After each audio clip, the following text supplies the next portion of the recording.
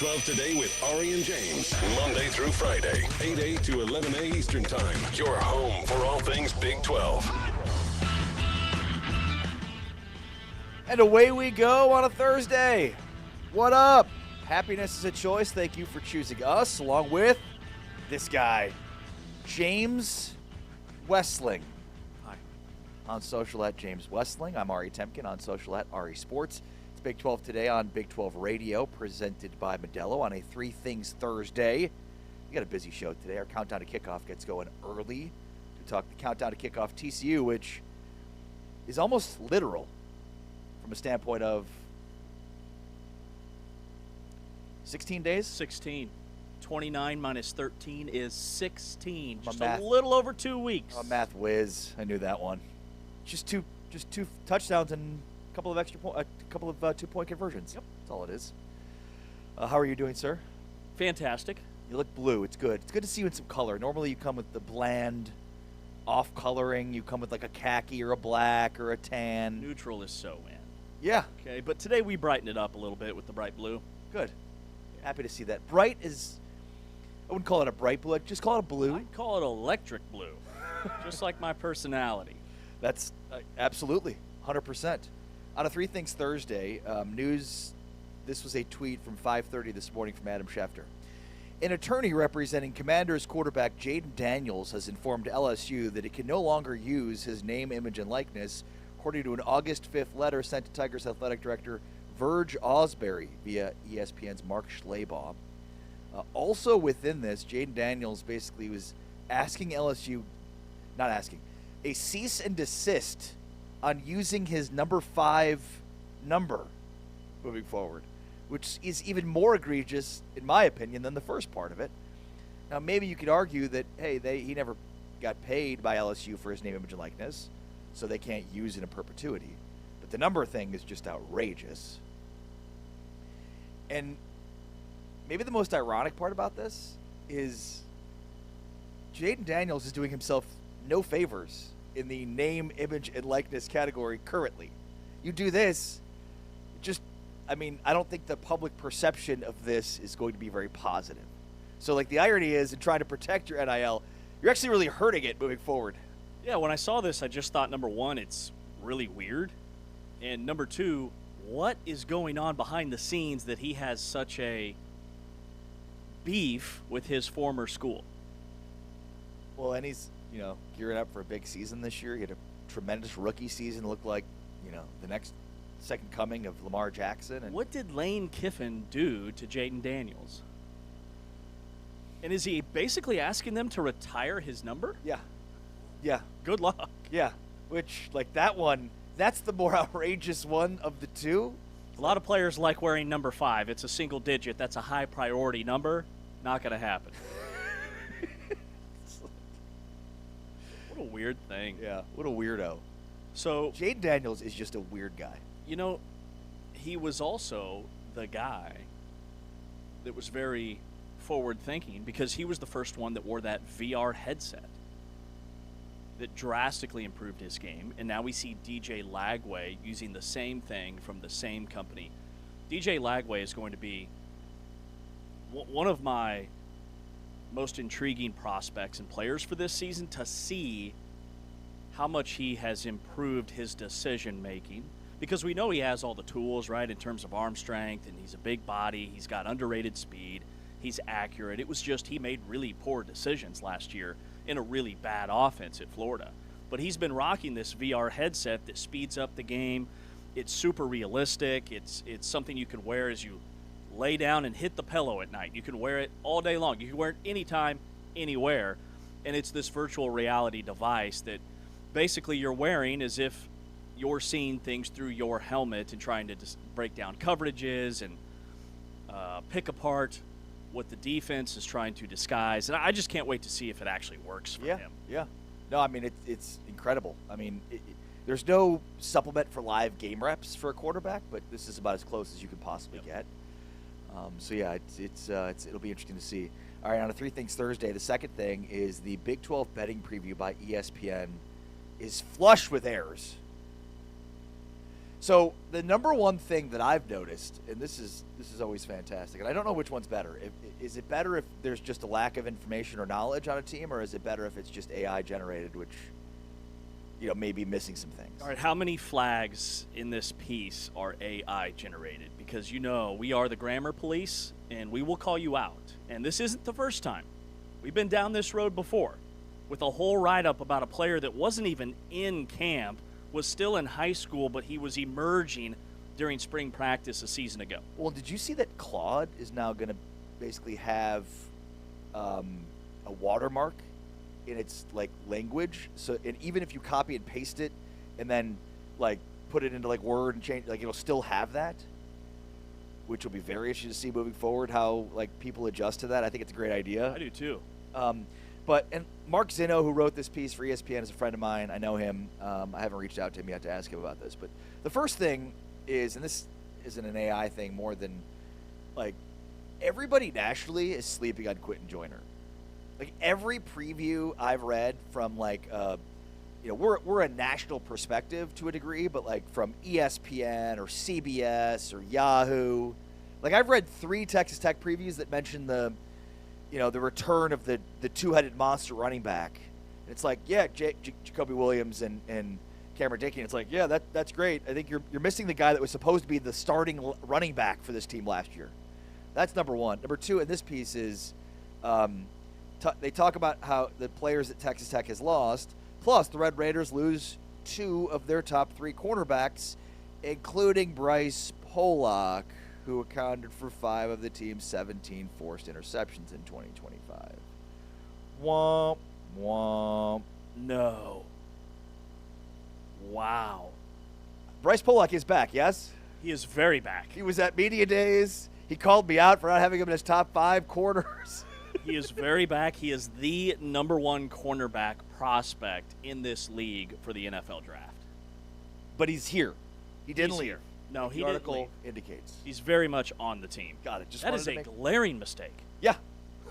Yeah. One of the best players on Texas Tech's team, one of the best returning players on Texas Tech's football team is returning. Dude, and you're so right about Quentin Joyner.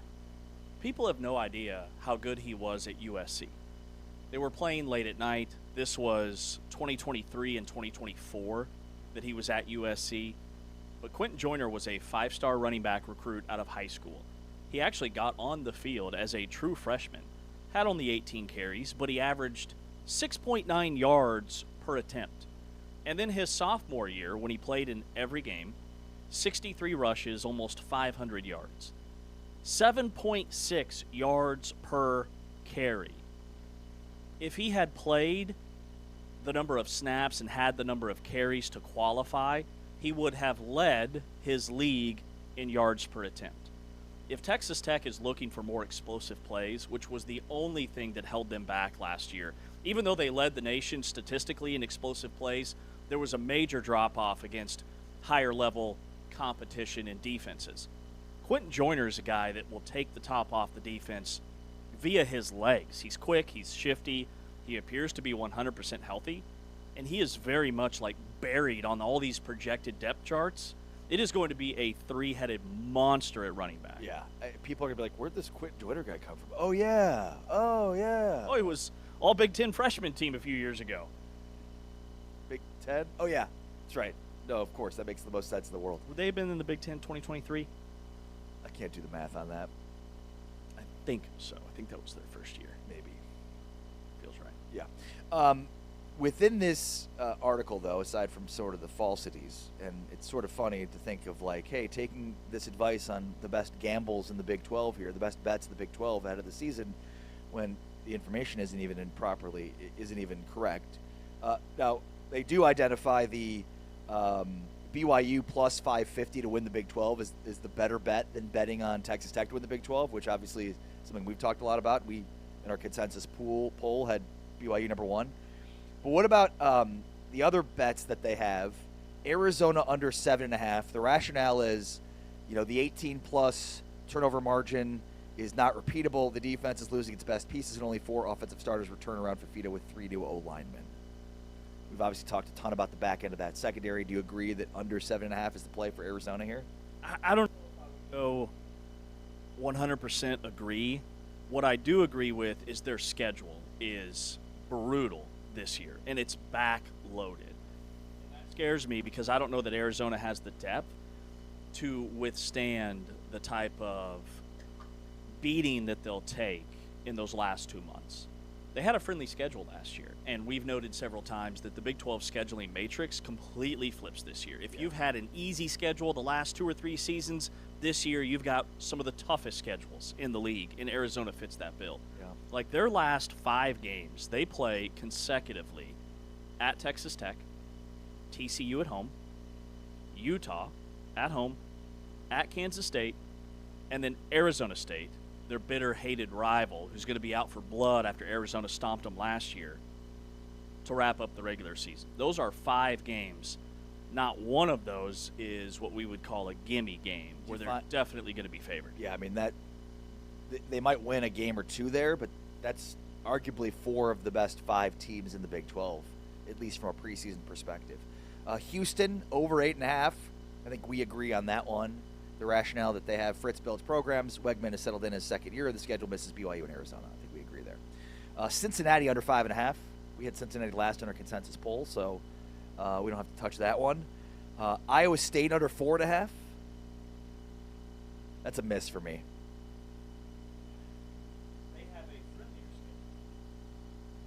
They have a friendlier schedule, he says. No, I don't think your mic is plugged in. Well, what's going on Oh, there? there it is. Oh. Yeah, welcome back. How about now? Microphone, a really huge component to this show. Who are we talking about? Iowa State under Iowa State. 4.5. I don't have their schedule in front of me. Based off of the transition, yeah, I would lean under. But Iowa State has one of the friendlier schedules in the Big 12 because, remember, they were 8-4 last year, but they won their last 4 or 5 games. They had this weird season where they started 5-0, then they lost 4 in a row, then they won everything else the rest of the way. And it was because that middle chunk of their schedule was just gnarly. Their schedule's friendlier, but I don't think they're going to be as good of a football team. Southeast Missouri, Iowa, at Iowa, and Bowling Green to start the year. I get 2 of those 3. 2-1. Utah, Loss. 2-2. West Virginia at home. Coin flip. Yep. At BYU, Loss. say 2-3. At Arizona, Loss. 2-4. Oklahoma State at home, Loss.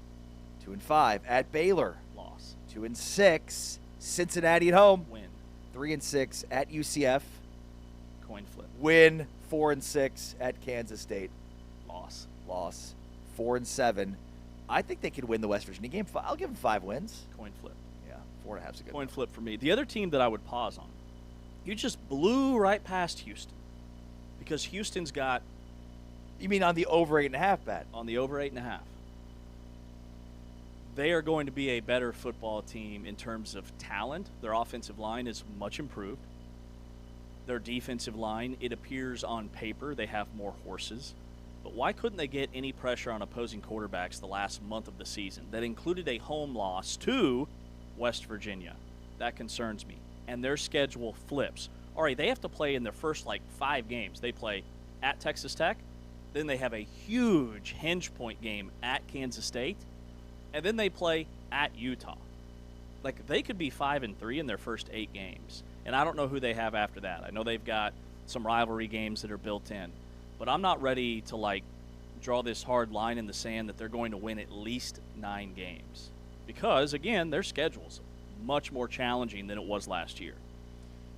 Well said. All right, the last one is Notre Dame at BYU, October 17th. And this was taking BYU plus the points in that game. How many points? 10. 10? They're currently a 10-point underdog at home for that game. Yeah, I would take 10. That feels like a very large number. With that said, the deeper we dive into these teams, the closer we get to the start of the season, the more chaos is ramping up in my brain. Where I think going in, before we really started dissecting these team schedules, we thought Texas Tech, BYU, Houston, top 3. Maybe a sleeper team at number 4. Utah's probably in the conversation. But the more I do the exercise that we just did with Iowa State, the more chaos I see unfolding, where Houston could be a better team and have 2 more regular season losses. Arizona could be a better team and go 7-5. TCU could be a better team and win 7 or 8 games. That's what I'm seeing unfolding now. And then Utah, a team that I was really low on. I think I had them like preseason number 7 or 8 in our consensus. They have to replace their entire offensive line. Not a single start returns. They have to replace a ton of guys on defense that struggled to stop the run the last month of the season and finished second to last in this league in rushing defense. That's a major red flag for me. But their first 6 games, they could play with their C team. Their third stringers could take the field, and they're not losing a game. So I see a chance for them to build a ton of momentum, stay healthy, and have a really nice season. So, like, the schedule piece is what I completely overlooked the first couple months of this offseason that I'm really leaning into. Yeah. All right, on the 3 Things Thursday, the third thing is Ross Dellinger has a piece out literally moments ago that outlines exactly what happened to this 20-team playoff idea.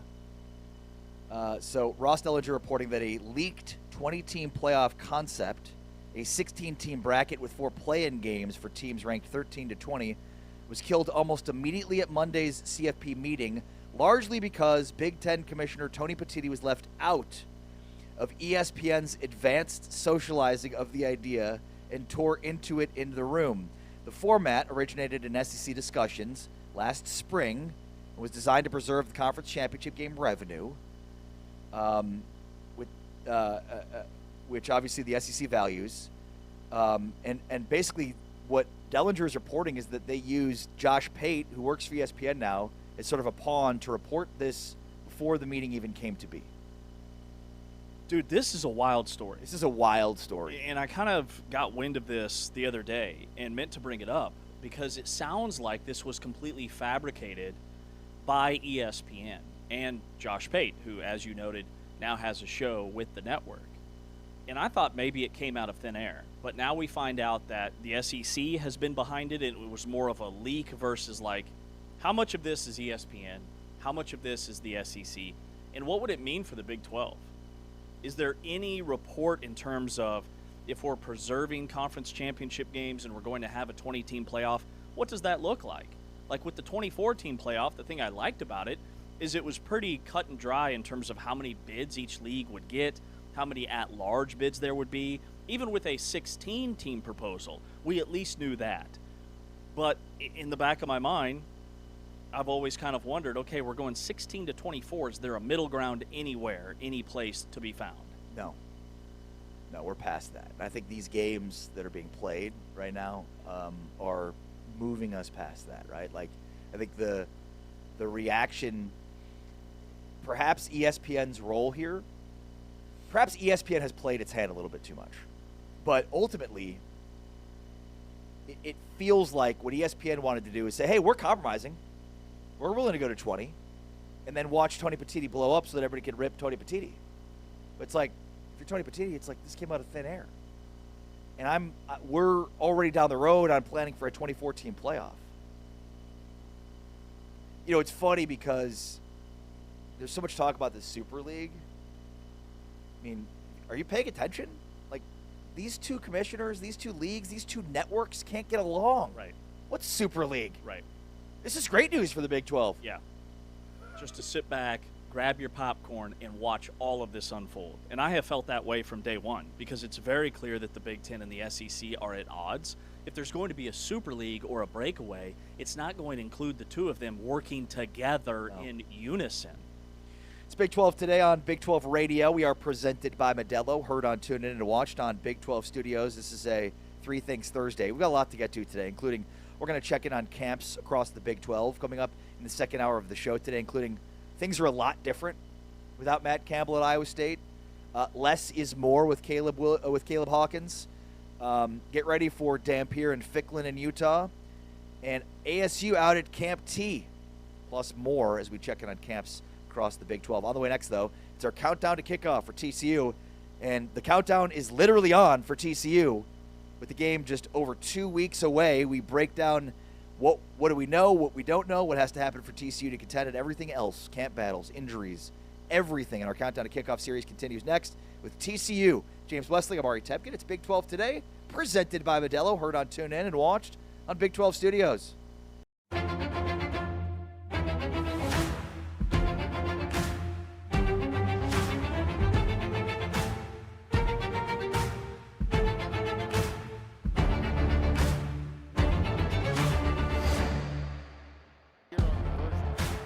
Jackson's in trouble now. David Bailey, he is a sack machine. Third and 8.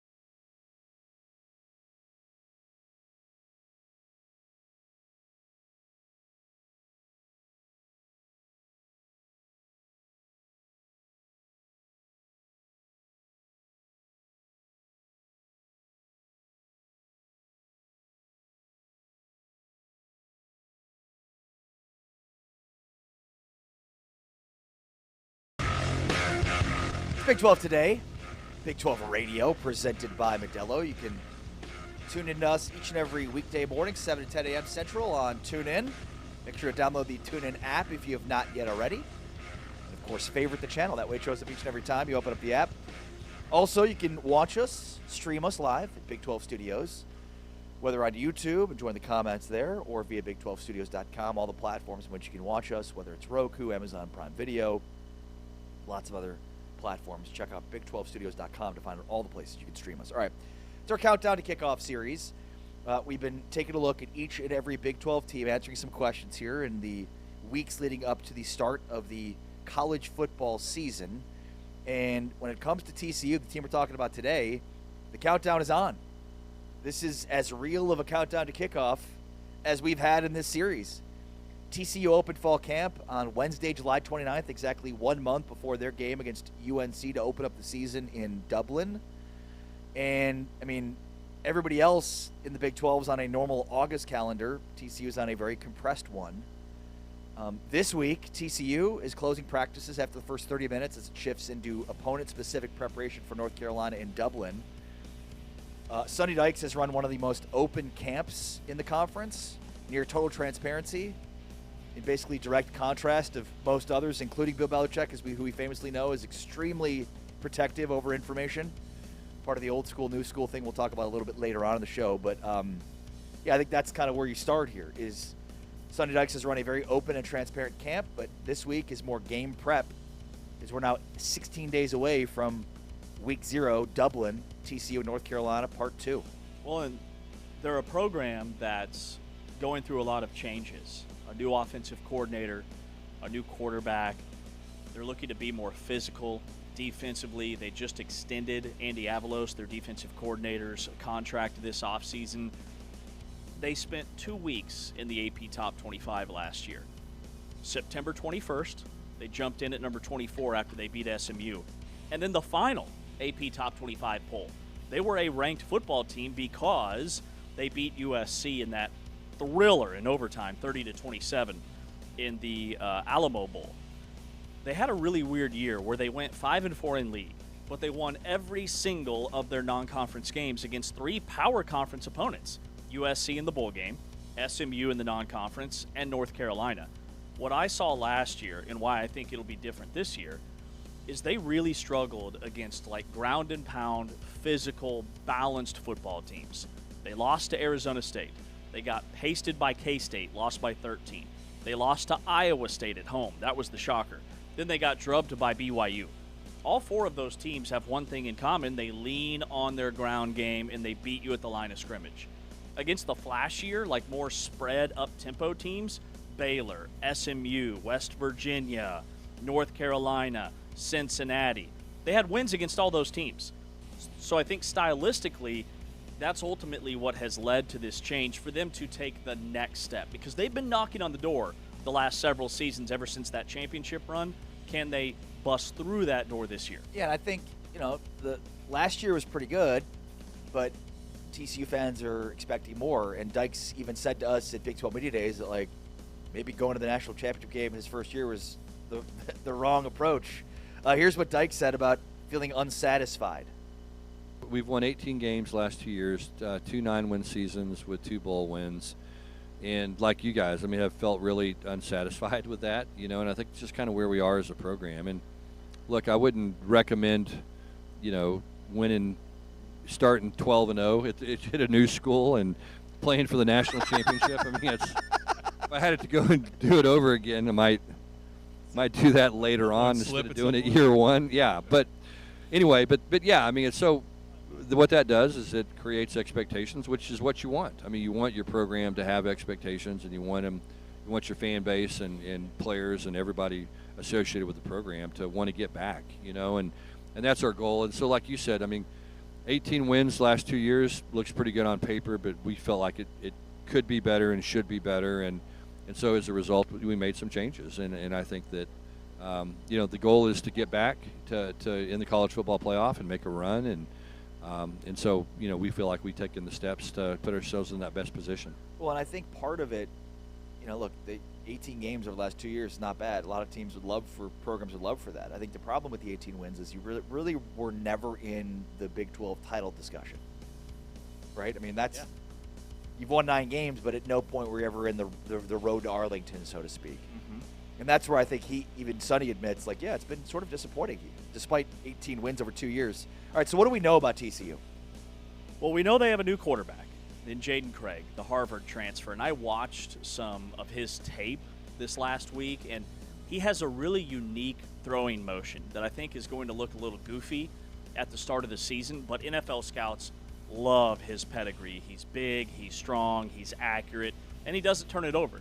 He comes in with 12 career interceptions over 4 years. Josh Hoover had 13 just last season alone.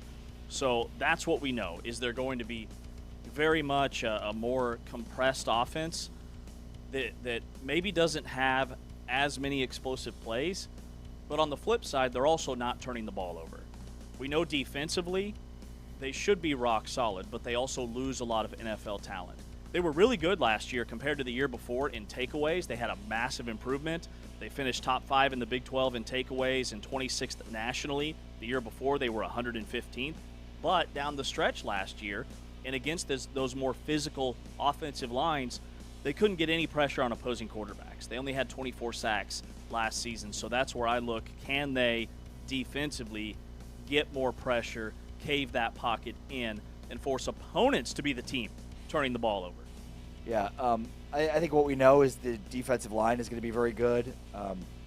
We haven't seen Zach Chapman at all. I mean, spring and in fall camp, but based on the injury that he suffered last year, maybe it's just all precautionary to keep him out until this week and the next few weeks leading up to the start of the season. So we'll see. But they need him and Oyewale to be healthy in the lineup as a rotation along the defensive line.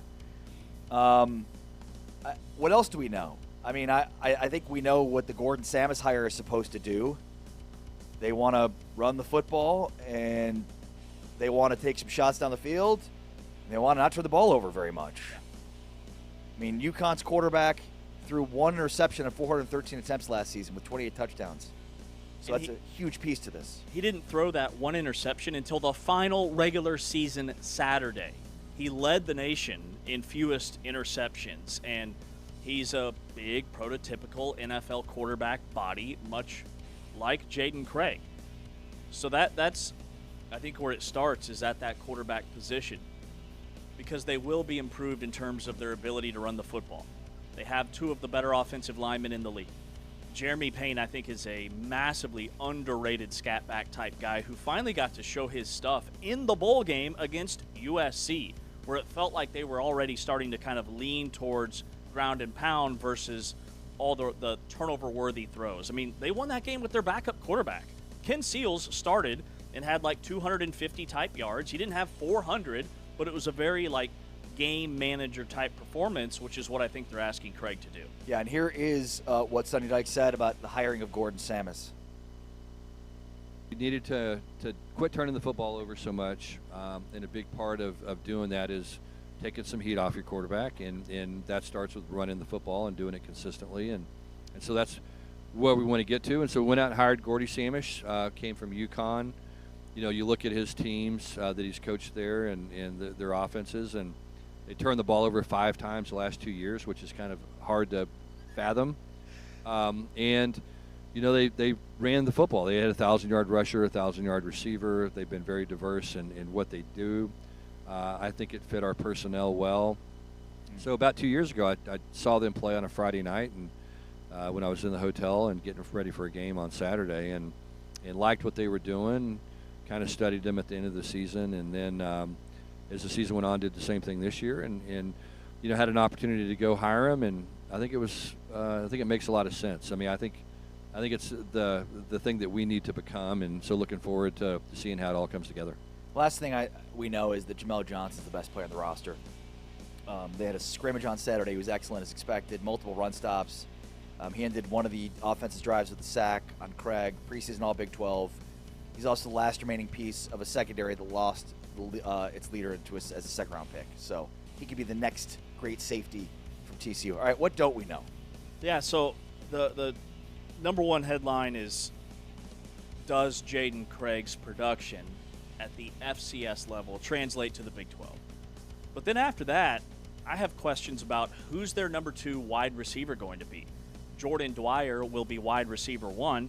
Had a huge game last year in the opener against North Carolina. 9 catches, 130-some yards, and a touchdown, but then he battled injuries the rest of the season, and Eric McAllister really took over as the guy in that wide receiver room. They've got Ed Small back, but he's more of a shifty slot-type receiver. So do they have somebody outside of Dwyer that can help this offense? And then I think the other thing that we don't know is how do they handle those type of teams that they haven't been able to beat the last 2 years? Like, can they be strong enough, physical enough in the trenches to beat teams like Kansas State and BYU and Arizona State, all losses last year? An interesting note on their schedule, they don't have back-to-back road games at any point all year long.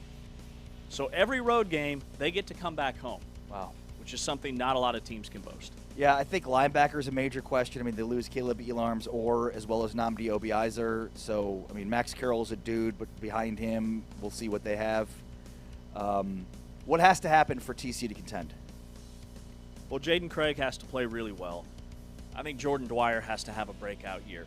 The defense, like, they've got Marcus Steele coming back, the defensive tackle who has been there forever. He's 320 pounds. He's a massive anchor that I think really is underrated in this league. Could be one of the best interior linemen in the country. But I went and looked at Gordon Samus and how his offense is operated at UConn. He had a receiver last year in Skylar Bell that had over 100 catches. He caught like 40% of UConn's throws. Is that Jordan Dwyer this year for TCU? So maybe the wide receiver 2, that's where I would push back on my assessment that, hey, maybe it's not as important as we think, because Bell had 101 catches, 13 touchdowns. We could see Jordan Dwyer kind of fit that mold. He's a big possession-type receiver.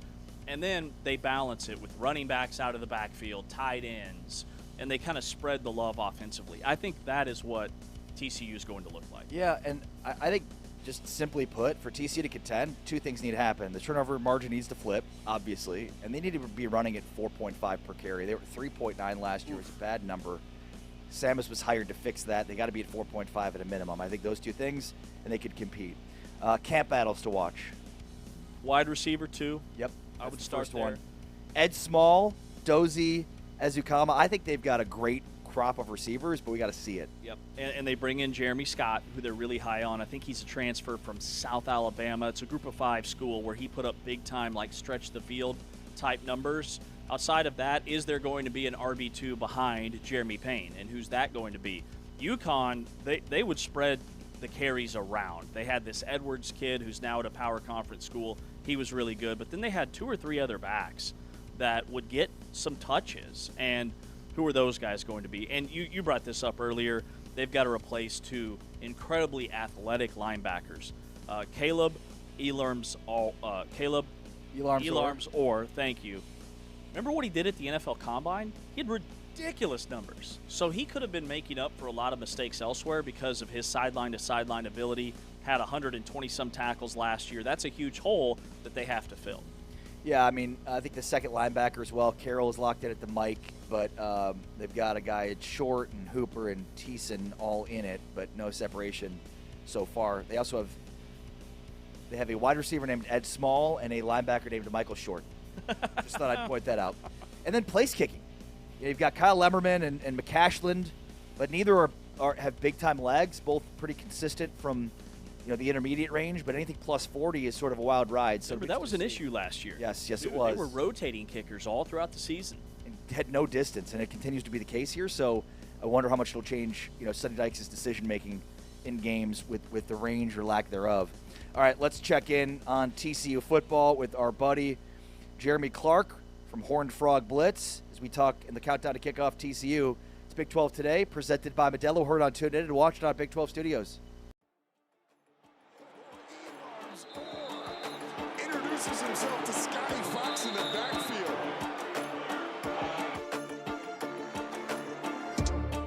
Horned Frogs show pressure. Kevin Jennings retreating. Bottles up and now goes down to the 5.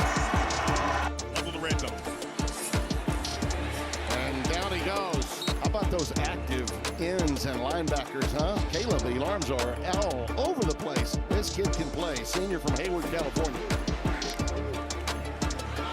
Option to the wide side. Connors, great play. Alarms are again. That young man has just been outstanding all day. Nominee, here's Sama. And not much out there. They had the edge sealed. He's swung down by Elarms Orr.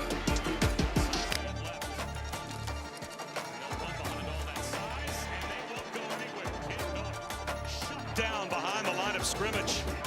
Hard in the running back. Coming in from Westwood after 3 seasons, Elarms Orr. The tackle behind the line, the TFL.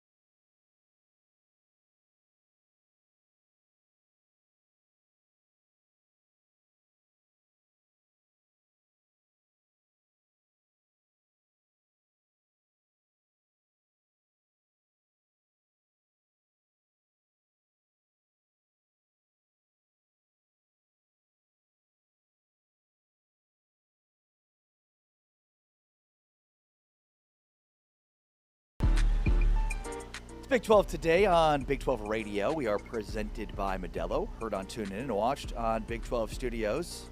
We're joined right now as we continue our countdown to Kickoff TCU by Jeremy Clark, publisher for Horned Frog Blitz. Jeremy, how are you? Doing well, fellas. How you guys doing? Doing well. Thank you. Appreciate your time. All right, in our countdown to kickoff TCU, we're talking about the literal countdown here for all of the teams we've gone through. This is the one that's closest to the starting line of the season with just 16 days away. What do you anticipate seeing in Dublin? Well, we're going to see new offense for sure from TCU.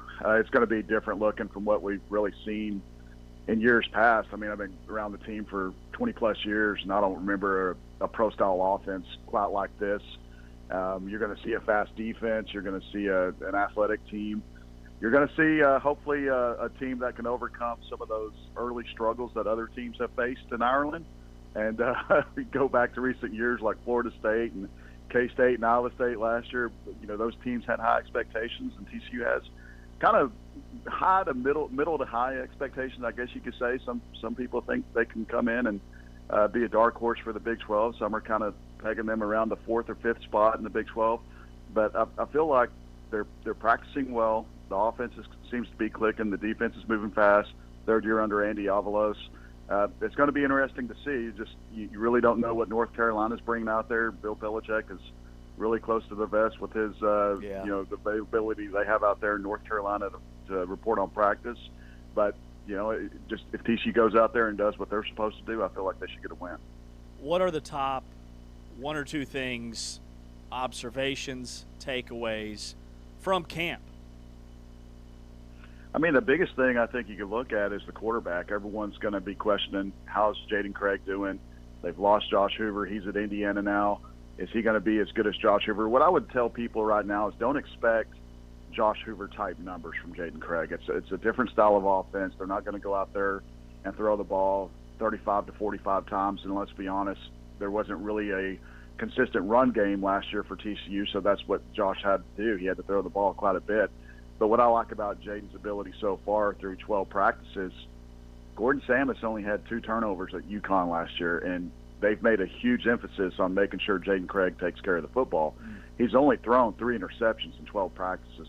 That's through one-on-ones, through 7-on-7s, through team tempo, through install. Everything that you've watched Jaden Craig do, he's taken really good care of the football. 2 of those interceptions were tipped up by his own receiver. So, in essence, you could say he's only thrown 1 interception. So, I think the storyline kind of evolves around him. How well is he going to direct this offense? And really, just sticking on that side of the ball, or just watching the run game. The run game has to improve from last year. They have to help him out. Like I said earlier, Gordon Samus has done a good job with keeping care of the football, not turning the ball over while he was at UConn. Big part of that was having success as a run team. So they have to have success as a run team. And just one more to add to you, defensively, they have to figure out ways to replace 3 NFL guys with Bud Clark, Caleb Elarmzor, and Nnamdi Obiazor. Those are 3 big shoes to fill, and right now they've got some position battles going on. So it's going to be interesting to see which one of those guys steps up in that first game against North Carolina. Yeah, the defensive line looks to be a huge strength. What can you tell us about the status of Zach Chapman? Yeah, they did a great job retaining all those guys. I would tell you right now, Zach Chapman hasn't been out there. We've asked Sonny Dykes about it a few times, kind of when his return is expected, and we just keep getting told it's going to be soon. It's going to be soon. But through 12 practices, we haven't seen him. But the good news is the guys that are playing behind him, John Schobel was a very highly touted recruit for the 25 class. His dad is Aaron Schobel. Everyone remembers Aaron Schobel if you're a TCU fan, Hall of Famer.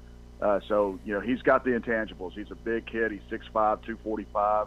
He's had a really, really good fall camp. He's remained healthy. He's moving around really well.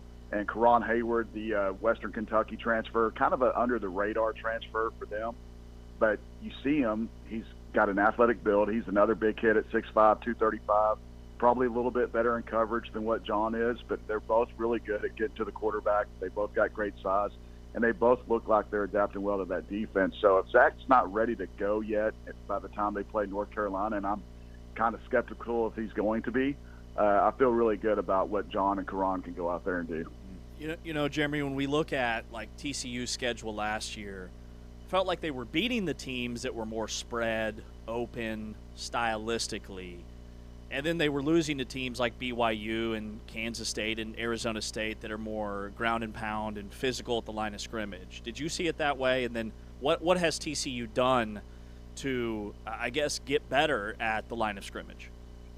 Yeah, at Iowa State too. Yeah, because that was a tough game to watch. But I think just going back to the offense, I'm going to be talking about that a lot because that's where I've really seen the most change in this program. Is Gordon Samus has brought a toughness to this team that I really hadn't seen in the last few years. It's not like Sonny Dykes and his previous coaching staff weren't trying to get these guys to be tough, but they've brought in a new strength and conditioning coordinator. They've brought in a new mentality on offense. Receivers have to block before they're going to get throws coming their way.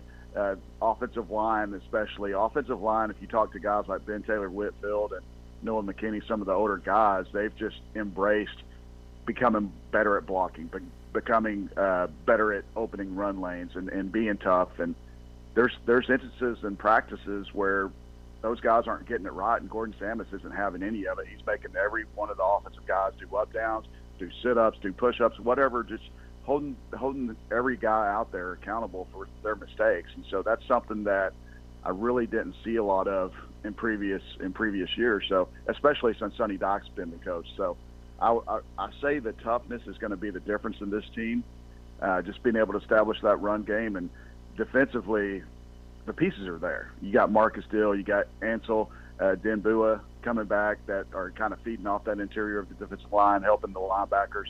You got another guy like Paul Oyewale at edge who was healthy last year, has looked phenomenal in fall camp as a senior. So I feel like the trench play, along with building some of that depth on offense and defense, both in the trenches, is going to help them tremendously. But I just keep going back to the toughness. The toughness is something that I just really haven't seen, and I think that's going to help them when they play the teams like BYU this year, when they play other teams like Kansas State that are run-heavy teams that they have to be able to ground and pound the football as well, and they have to be able to stop the run. And I think TCU's done a good job, Sonny Dykes especially, bringing in coaches, bringing that mentality to know that they have to win the game in the trenches. So do you buy it? Are you buying that this offense and the 180 they're doing will work? Well, we're going to see. I mean, there's a lot of things that are different about this offense that we really haven't seen. I mean, there's 12 personnel, there's 13 personnel. I can't remember a time where I've seen 3 tight ends in an offensive formation for TCU. There's a lot of going under center, and what Gordon Samus does a really good job of. He may run a couple of plays that aren't going to go anywhere, but there's a reason behind that. He's setting up something big. And that's what I've seen in spring camp when he first got there, and it's kind of carried over into fall camp. There's going to be some times where the offense gets stagnant. They're not going anywhere, and the next thing you know, you're looking up and they're completing a 50-yard pass downfield, or they're breaking open a run that's going right up the middle or using the edge. But what I like about his offense is the outside zone. They have very athletic tackles. They're both 6'6". There's 6'6", 320 Ben Taylor Whitfield, and on the right tackle, it's still kind of a battle going on, but both those guys, Killian Registe is 6'6", 315, and Witten Van Hoy is 6'6", 320. And they're all athletic, so that's a big thing. Just talking with Gordon Samus, when he first got here, he was talking about the offensive line and how well they can adapt to running this offense because of that athleticism that they have. But I think through just 12 practices, there's watching them play this defense. It's kind of tough to identify where they're going to be really good because the run defense at TCU is pretty good.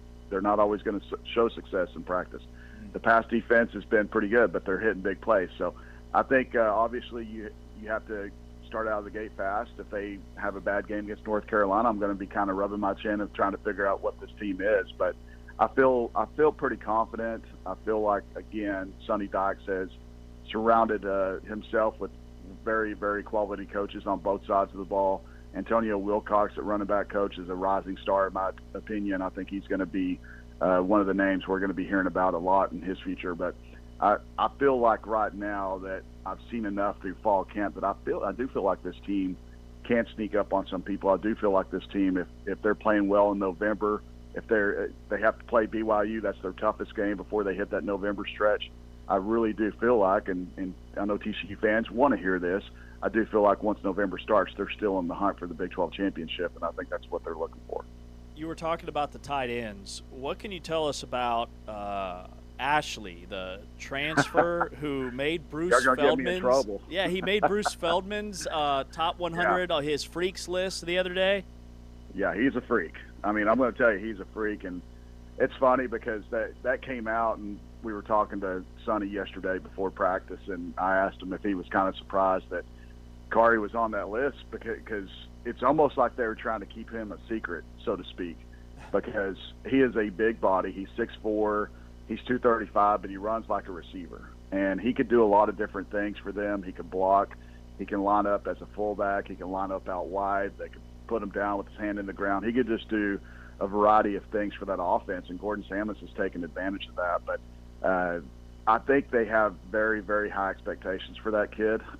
He's been working a lot. In spring camp, he worked mostly with the twos. You're seeing him get more reps with that first-team offense. And, again, this is an offense that's going to utilize tight ends. There's potentially 4 guys in that tight end room that could see playing time every game. And I would tell you right now that Kamorian Pimpton, Lafayette Cayue, and Kari Ashley are 3 of the better tight ends in the Big 12. And with Kari's versatility as a receiver, it's going to make them even more vital on offense, just finding ways to get him the football.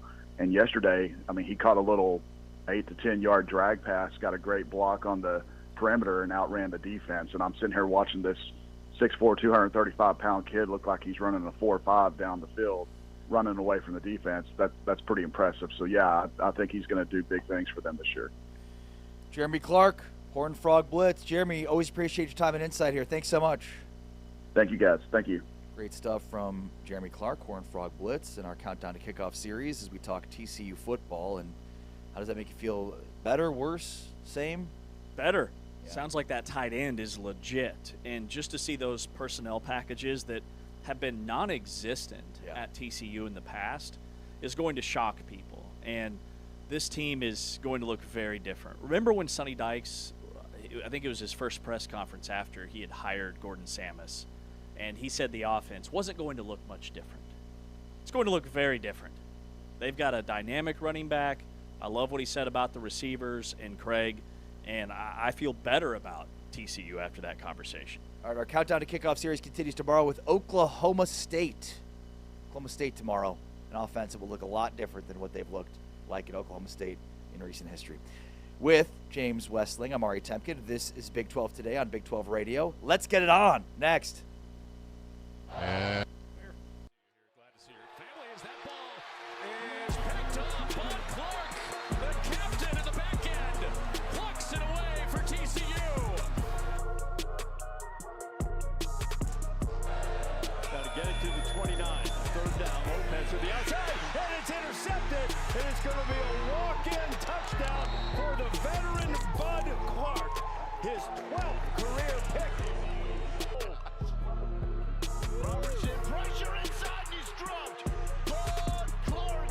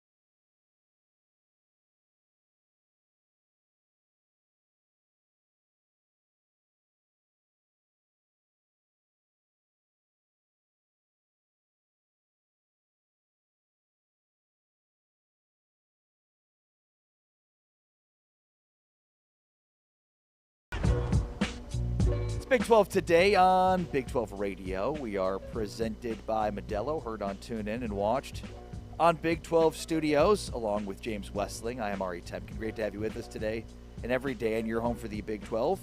Tune in, Big 12 Radio. Coming up, we go around the Big 12, checking on camps across the Big 12. A lot of interesting storylines to discuss. Plus, you'll hear from Kirby Hocutt later on in the show. We've got multiple athletic directors on the show tomorrow, including TCU's Mike Buddy. So a lot going on, plus drama at BYU. We had Brian Santiago on last week or 2 weeks ago, and a lot of drama at BYU. We'll get into that later on in the show as well. But now it's time for a little Let's Get It On. Let's get it on! All right, guys. Looking forward to another edition of Let's Get It On. So my first topic starts on the football field. Which senior quarterback will have more total touchdowns this season? Noah Fifita or Devin Dampier? Now, just a reminder, Devin Dampier had 34 total touchdowns last season. Noah Fifita had 32. So which senior quarterback will have more this season? Passing touchdowns or total touchdowns? Passing, rushing, how many total touchdowns? Go ahead, James. Oh, easy peasy. And a reminder that whoever takes one side, the other person has to take the other side. Yeah, well, good luck with this one because it's clearly Devin Dampier. The guy threw for 24 passing touchdowns last year, but he also rushed for 10 more. So he had more touchdowns last season than Noah Fifita. But the reason why I lean Dampier this year is new offensive coordinator. They're going to be throwing the ball. Finally has a wide receiver, number one, who is a big-time player at Utah State and comes over with his offensive coordinator.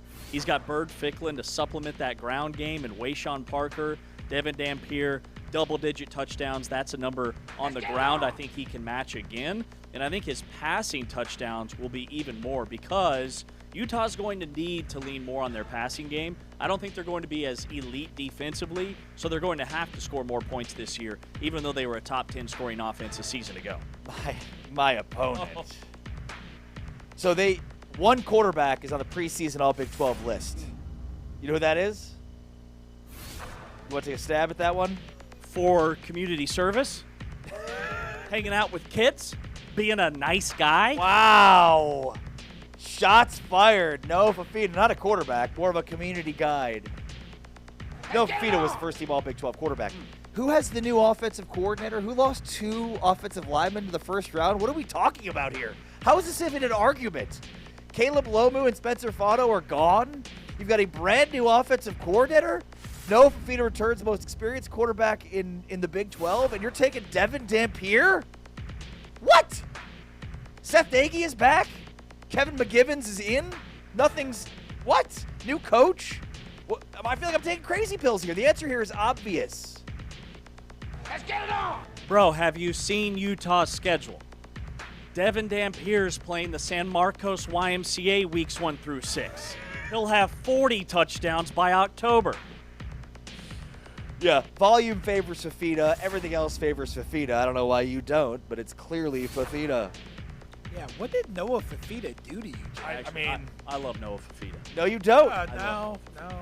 I'm going with Ari. Ari wins debate number. Wow. Yeah, taking shots like that is cruel. All right, topic number 2. The Big 12 got a couple of really good running backs from the transfer portal this past offseason. So my question to you guys is, which transfer running back will have more rushing yards this season? Will it be Cam Cook at West Virginia or Caleb Hawkins at Oklahoma State? Well, this is an obvious answer here. I mean, one of these two led the nation in rushing last year. I'm not sure if you know which one of the two did. Also, little spoiler coming up in our camp segment. Eric Morris is saying that the volume that Caleb Hawkins ran the football with last year, not going to return this year. But meanwhile, West Virginia is going to ride Cam Cook. That volume is going to be higher than it was last year. So I just think the fact that Eric Morris has told us that Caleb Hawkins is not going to run the ball as much as he ran it last year, and historically Eric Morris's teams have not run the ball as much as Caleb Hawkins ran it last year, coupled with the fact that West Virginia really likes their offensive line.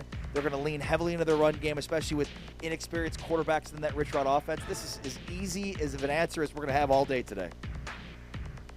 the dumbest argument I've ever heard in my life.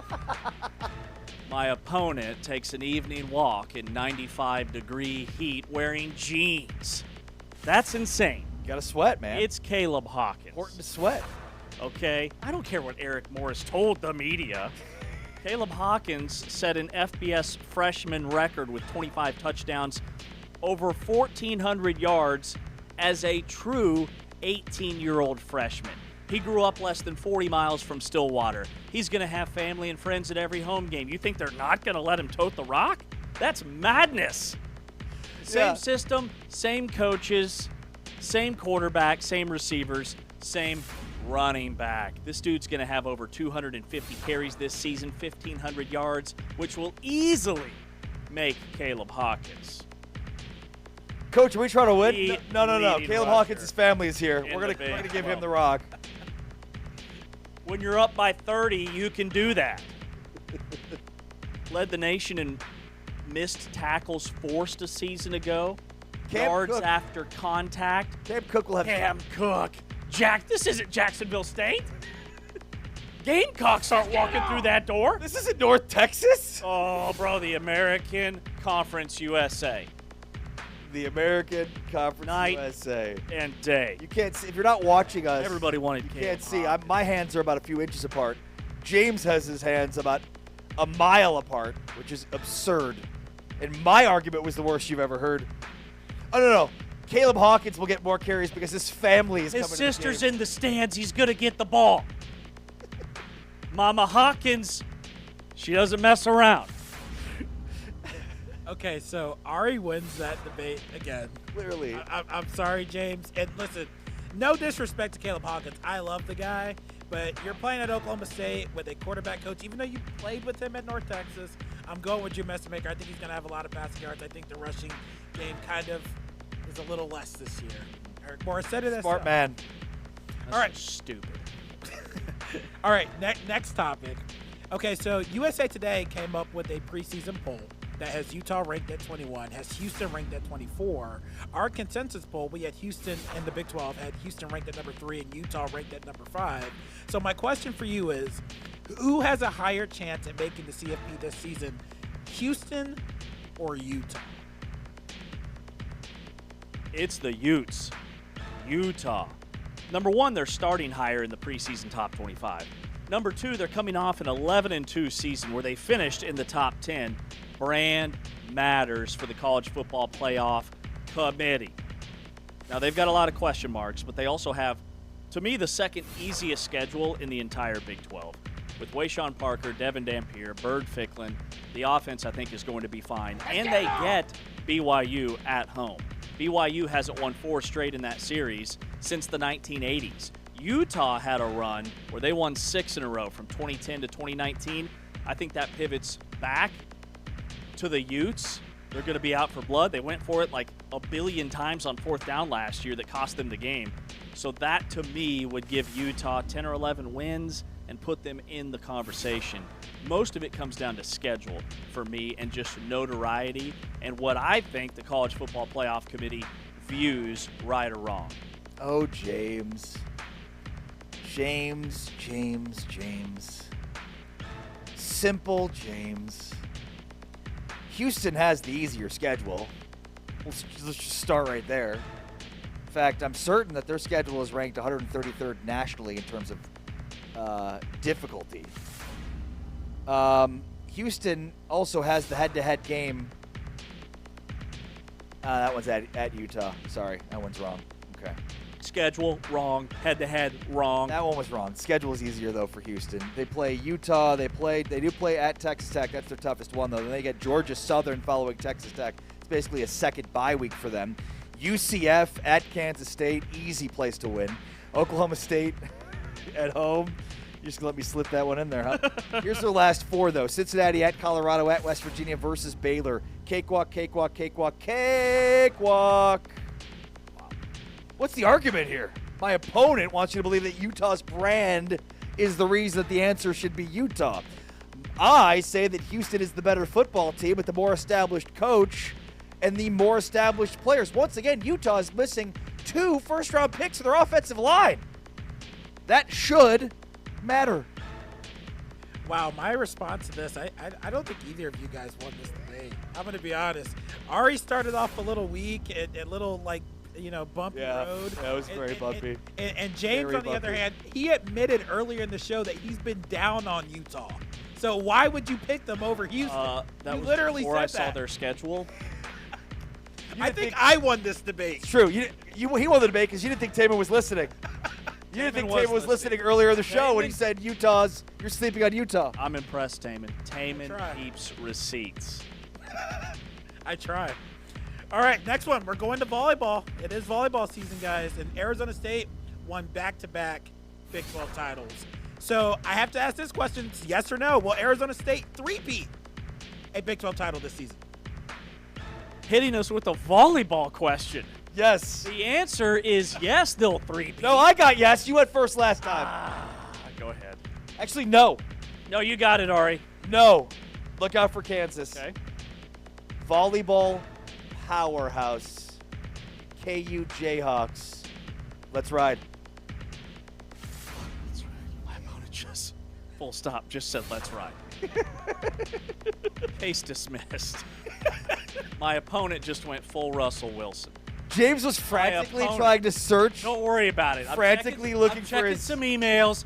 It's fine. I'm Checking taking Claude. He's I'm checking just Google. a little should have email seen. glance. He was like getting ready to type up, and then he heard me say "Let's ride," and he's like, "Well, there it is. There's my winner." It's over. All right, it's over. Just a little email check through. My opponent has never seen. He's never not wanted to punt on 4th and 2 is what I say, because that's what he just did. Okay, volleyball. You say no on the three-peat. I say yes. They won the last two. Why wouldn't they win another one? They got Glover back. She was one of my top 5 fall athletes. All right? She's a beast. Who else do they have? Preseason Big 12 Player of the Year. Who else? Will let's ride with her. Back-to-back championships in the preseason Player of the Year. I got shotgun. Not gonna win a three-peat. That's the dumbest thing I've ever heard in my life. I got shotgun. Saddle up, Buckaroo. Let's go. Anybody that says that James is not funny, we hear it all the time. Man, He's hilarious. Air TC, Kansas. You don't even know how to pronounce their best player's last name. What's the next question? There was no winner on that one either. I up to my ears in football talk. I will say let's ride. Let's go with that. Let's ride. I heard let's ride. Across the conference hasn't started yet. I don't even know when it's going to start. Hopefully soon. Oh, man. All right, guys. 3 sheets to the wind on volleyball. Final topic. Go ahead, Taman. Let's talk soccer now, shall we? We are talking soccer. I know. We're going right to it. All right.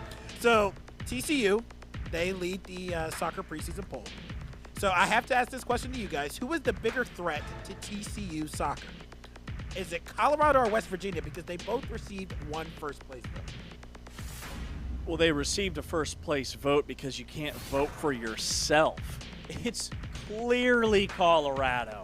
The Buffaloes have depth. They have scoring. They have defense. They have a returning goalkeeper who was in the net for over 1,000 minutes last year. It's Colorado, and they were the preseason runner-up. Colorado will be the team to test TCU this season. But 13 of 16 first-place votes for the Horned Frogs. They run away with this thing this season. Big Big 12 soccer fan, are you? Deep dive. Then you should know that West Virginia did not lose in Big 12 play last year.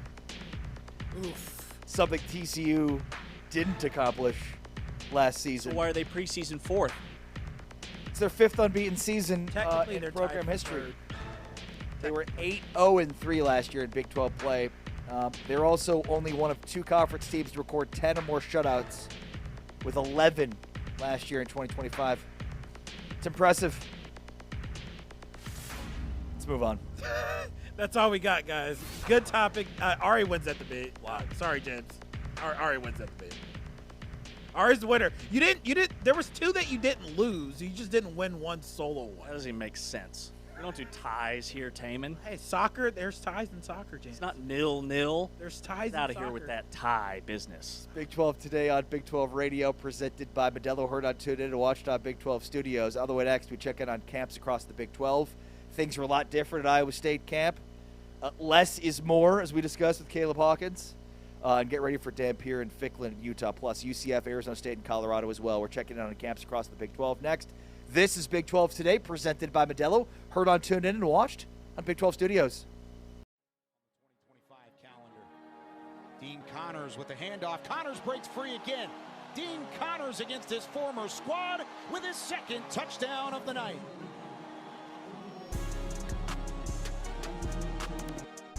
And maybe get a little overzealous and leave some room for Connor Wiggins. Fakes the QB draw. Oh, what a catch! Are you kidding me? Dean Connors stabs it with one hand.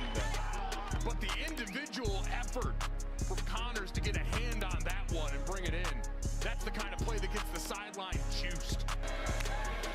TCU stacks the edge, and look at Dean Connors go.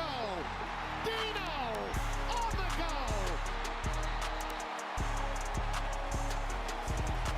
They've been on the field for a while. They want to stay on the field offensively. Whitman to throw. Connors. Oh, my God. He's got it. Trumped him. Room to run.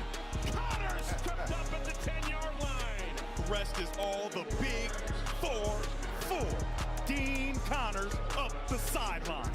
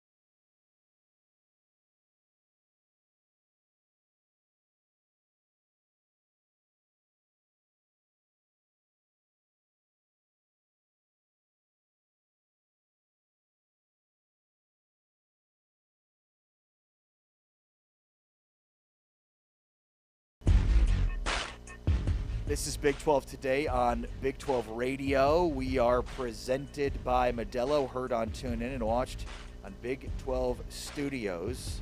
Along with James Wesley, I'm Ari Temkin. This is our check-in on camps across the Big 12. Some really interesting storylines to track and follow. Let's start with Iowa State, where things are a lot different at Iowa State. And it's because of their head coach. Don't you love when suddenly you get signed out on your notes and now it's like, now I've got to re-sign in and this perfect timing, epic. All right, so let me recalibrate myself. So Ari is buffering right now. Jimmy Rogers is a lot different than Matt Campbell. Yeah. And Travis Hines of the Ames Tribune wrote about it, and basically saying that Campbell, and if you followed Iowa State or listened to Matt Campbell at his press conferences, he's very bland and coach speak. He didn't say much. I mean, I spent a lot of time trying to formulate questions that would invoke answers from Matt Campbell that were more transparent. On the other side of the coin is Jimmy Rogers, who spent 20 minutes at the podium the other day talking basically through every position, every player, highs and lows. I mean, he was as transparent as could possibly be. And so Hines basically wrote about just the vast difference between these two guys and how evident it was at yesterday's presser when Jimmy Rogers, again, just spoke for 20 minutes, giving as transparent of an answer as you possibly could, whereas Campbell didn't spend any time over the course of his entire tenure at Iowa State with any of those 20 minutes. Meaning there were not any 20 – there was not 20 total minutes that Matt Campbell had in the 11 or so years he was there that would have equated to what Jimmy Rogers did in one press conference. Yeah, how many sound bites would you have to stack together to get 20 minutes out of Matt Campbell? And Matt Campbell had a lot of like Bill Snyder characteristics. He was very short and dry with the media, always polite, but just didn't give a lot of insight or meat there. Jimmy Rogers, he was asked about some position battles at camp, and he goes on this unbroken 13-minute deep dive explainer of essentially the entire roster. He's naming names, he's highlighting guys that stood out at practice, which I think is a great way to energize your football team. Like in this world of transparency and this digital footprint that everybody has, calling guys out in a positive way is something that I think is really cool and that players could potentially lean into. And then just the way he carries himself, not just with the media, but also at practice. He's a guy that isn't afraid to use foul language, and he's really rah-rah and high energy. Very different than his demeanor at the podium. So he's an interesting cat, and I think he's going to have success at Iowa State. Year one will be a challenge, but in terms of is he the right guy for the job, from everything we're getting out of Ames, I think so. Yeah, Travis Hines points out that Campbell called Trevor Downing, quote-unquote, week to week through all of 2020 despite September season-ending foot surgery. And then the bigger point, I think this is where, like, this isn't just a difference of approaches. There's, like, a rationale behind not being so ambiguous. Like, the Kyle Whittingham, Matt Campbell ambiguity approach is actually the wrong approach. And here's why. Rocco Becht last year. Matt Campbell never brought up an injury, never said anything about injury. This was a huge talking point at the end of the season. And then at the end of the year, he said, quote, if you only knew, in talking about Rocco Becht, in getting questions about how he was playing. Yeah, coach, if only we knew. Turns out that he had a AC joint injury and a torn labrum. And what Hines brings up in that old school approach of ambiguity, of not being transparent, is Hines writes, it puts a bullseye on a player who'd only done everything right and then turned the back half of the season on a referendum on Becht. If you had just said, Rocco's battling an injury that's limiting him, but we continue to believe that he gives us the best chance to win, it's over. Yeah. And then they don't know what the injury is. But, like, the idea of we're protecting him so that teams don't go after the injury, but the other side of that coin is, but now the media and the fans are going after him because they think they don't know that he's injured, and you've said nothing about it. Remember, they started the season 5-0. They were a top 15 football team. They were knocking on the door of being a top 10 team. And then the season fell apart. And the fans and the narrative was that Rocco Becht was having a down year and he just wasn't as good as he was the year before. An AC joint and torn labrum is a gnarly, brutal injury. It's insanity. I had the exact same injury like 7 years ago and had to have shoulder surgery. I cannot imagine trying to play through that pain, throwing a football, carrying the football, and the workload that Iowa State put on Rocco Becht. So all of a sudden it reframes last season as, okay, now it makes a lot of sense. All right, as we're going around camps in the Big 12, less is more with Caleb Hawkins. Jenny Carlson from the Oklahoman. For Oklahoma State football, running back Caleb Hawkins, fewer carries could mean more yards in 2026. And this jives with the Eric Morris history here. So the premise, Hawkins had 231 carries in North Texas last season, sixth most in FBS at 6.2 yards per carry. Eric Morris wants that number down. Across 13 seasons as a play caller, not including COVID, his lead back averaged 147 carries. That is 84 fewer carries than Hawkins had. So it's clear, not just from what Eric Morris is saying, but based on his history, that he had to overextend himself because of the running back situation. Now, look, it's interesting because you've got a lot of players from that same team, but you want to have less.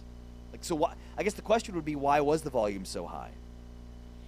And even the quote from Morris was, I thought there were times we probably put a little too much on him, to be honest with you. And Hawkins even said, like, mentally I was ecstatic. Physically, I'd say it hurt a little bit in all those carries, right? So Hawkins is the type of guy that wants all of the carries, but I think Eric Morris has to protect Caleb Hawkins from himself. And ultimately, you know, it's different carrying the football in the American Athletic Conference versus the Big 12. A little bit more wear and tear here. Yeah, now, to answer your initial question, why so many carries at North Texas last year, the answer is they didn't have a backup.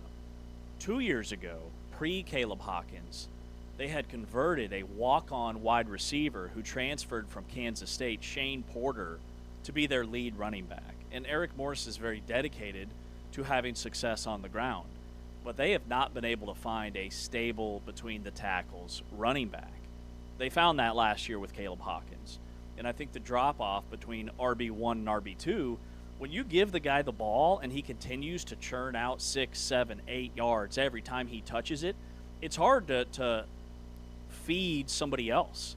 Now, the difference with this Oklahoma State team and why I don't think Eric Morris is just blowing smoke. I do think Caleb Hawkins will have less than his 230 or whatever it was number of carries last year, and it's because the backup running back is Ayo Adai, who was at North Texas 3 seasons ago, averaged like a blistering 8 yards per carry and transferred up to a power conference. Spent last year at James Madison. He's reunited with Coach Morris. And then they added Trey Page III, who was one of the top FCS rushers at Tarleton State. So they have a deeper, more balanced running back room. And Hawkins and Adai are very different. Adai's very quick and twitchy, and Hawkins is more of a bruising back, who's actually, from this picture, it looks like he's added even more muscle. So I do think that Hawkins will see less touches, but that's not necessarily a bad thing. All right, Utah, the Wild Mustangs. So the premise here is you've got two quarterbacks, Devin Dampier and Bert Ficklin, who both have a ability to improvise, both have an ability to get outside the pocket and run. We saw with Ficklin last year, had 10 rushing touchdowns in 12 games, which is insane. Obviously didn't play in all 12 games. So this article is focused on the quarterback coach, Ryan Gunderson, balancing the improvisation strength of those two guys with helping them grow into becoming more pocket passers. Ficklin also is expected to have an expanded role from what we saw last year. He had a pretty big role last year and even started a game or two. But as we talked with Morgan Scally at even Devin Dampier and Wayshawn Parker at Big 12 Media Days, like, they'd be crazy not to use Ficklin more than they did last year just because of his rushing ability. And when you couple that with his ability to throw, there's a lot of ways you can utilize his strengths to improve this team overall. But I just thought it was really interesting. They're talking about the Wild Mustangs. You know, that Gunderson called them, they're kind of wild Mustangs. I don't want to make them a horse at a carnival. They need to be Mustangs, but I got to just bring the fences in a little bit. So that's the idea of like the improvisation. Like, it's great to have that, but we got to rein it in a little bit. Yeah, and how do you do that? Because You don't. Like, Bert Ficklin had a lot of touches last year for a backup quarterback. He was on the field a ton. Devin Dampier, we learned again after the season that he was battling some serious wear and tear last year. So, how do you dictate those first-team reps, those special packages that might include Bert Ficklin? Do you have a built-in plan that he's your quarterback 30% of the time, or whatever that number is? I think ultimately it's really unique. Nobody else is doing it. But it could be a thing that makes them both shine if they know going in what the plan is. I don't know that just pulling Devin Dampier at certain junctures of a football game and breaking that rhythm is a good thing. Agreed. So how do you manage that? That's what's fascinating to me. Yeah, and I do think you got to use him in the backfield. You've got to use Bert Ficklin with Wayshawn Parker in the backfield. You've got to have him run the ball, and then there's elements of trick plays you can utilize with his ability to throw, right? If you've got a running back that's actually a quarterback, that's deadly. Also, the most interesting part of this entire piece, which was from the Salt Lake Tribune, I believe, is this. Dampier read a coverage and called an audible the staff had never installed. Receivers adjusted. It was a big play. I'm not even sure how that works. But basically, Dampier read a coverage he was seeing during a scrimmage during camp. He audibled to a play that neither Gunderson nor McGivens had installed, and the play worked. So maybe it was an audible that they used last year with the receivers that were familiar with it. But I think it's interesting. It's odd. I'm not sure what to make of it other than, like, here's a guy that's in much more command of this team from a leadership perspective than he was last year, even in a totally different role for him this year. I mean, this is backyard football, right? You're drawing up plays on the fly, or these guys are getting together outside of what the NCAA allows for practice time. Well, you're allowed to do that if it's Dampier organized, right? It just can't be organized by the coaches. Right. And that's what it makes me think that's probably what they're doing. But it's almost like Devin Dampier got to the line of scrimmage and just hit audible all go, and these guys got open. That to me says a lot about Devin Dampier as a leader. It also tells me that some of these receivers that are new are very much on the same page with their quarterback. Braden Pagan's going to be wide receiver number 1. He's a transfer from Utah State. The fact that they're doing this in camp already, that gets me really excited if I'm a Utah fan about how explosive this offense can be, because that's been what has held them back the last 2 seasons. Lack of explosive plays. Yeah. All right, going around camps in the Big 12 here. UCF, why not us? Matt Merschel, the Orlando Sentinel, wrote this piece in reaction to the Tulsa World Media poll that picked UCF 14th. Did you get a vote in that? Did I vote? Did Tulsa World give you a vote in that media poll? I get a vote. Yeah. I think somebody voted for me. Preseason number 17. No, I did not vote. Yeah, either did I. So is it a real poll? If neither of us were asked to participate in it, please. But we also, I mean, to be fair, we also had UCF pretty low at our preseason consensus poll. What were they preseason in this poll? Oh, 14th. 14th, okay. We didn't have them 14th because we had Cincinnati, Iowa State 16. And yeah, we didn't have them quite that low. 14th, did we? With Kansas 14th? I can't remember. We had them pretty low. At any rate, but they like that they have a chip on their shoulder, and I think what Merschel said is basically like nobody knows this team. They know themselves, but nobody outside them knows who they are, and just kind of going off of, well, Scott Frost. I mean, I'm stealing for myself here. Like Scott Frost, not sure. Is the talent there? We'll see. Now, I said early on, West Virginia and UCF in comparison. There's the year 2 for Frost, year 2 for Rich Rod. They're good comparisons because they're 2 coaches returning to a spot where they had success. UCF did it with the short-term play. They brought in guys with 1 year of eligibility left that they think that can help them right away, whereas West Virginia did it with a multiple-year build. Again, probably the better approach for West Virginia, but if you can retain those guys year 2. For UCF, it's like we've got guys that are ready to win play right now. I'm starting to lean UCF. If we're looking for a breakthrough team for this season, West Virginia was my major, like, dark horse contender pick. But the more that I deep dive UCF and the recent changes with this class of 2022 players being eligible, That brings back UCF's second leading tackler from a season ago, who will very much help fill that void for Malachi Lawrence being drafted in the first round by the Cowboys. So with UCF's offensive line experience that they have coming back, they should be better there. They finally have a quarterback. If he stays healthy, that's a huge hinge point because there's a massive drop-off between QB1, Alonzo Barnett III, and the other guys on the roster.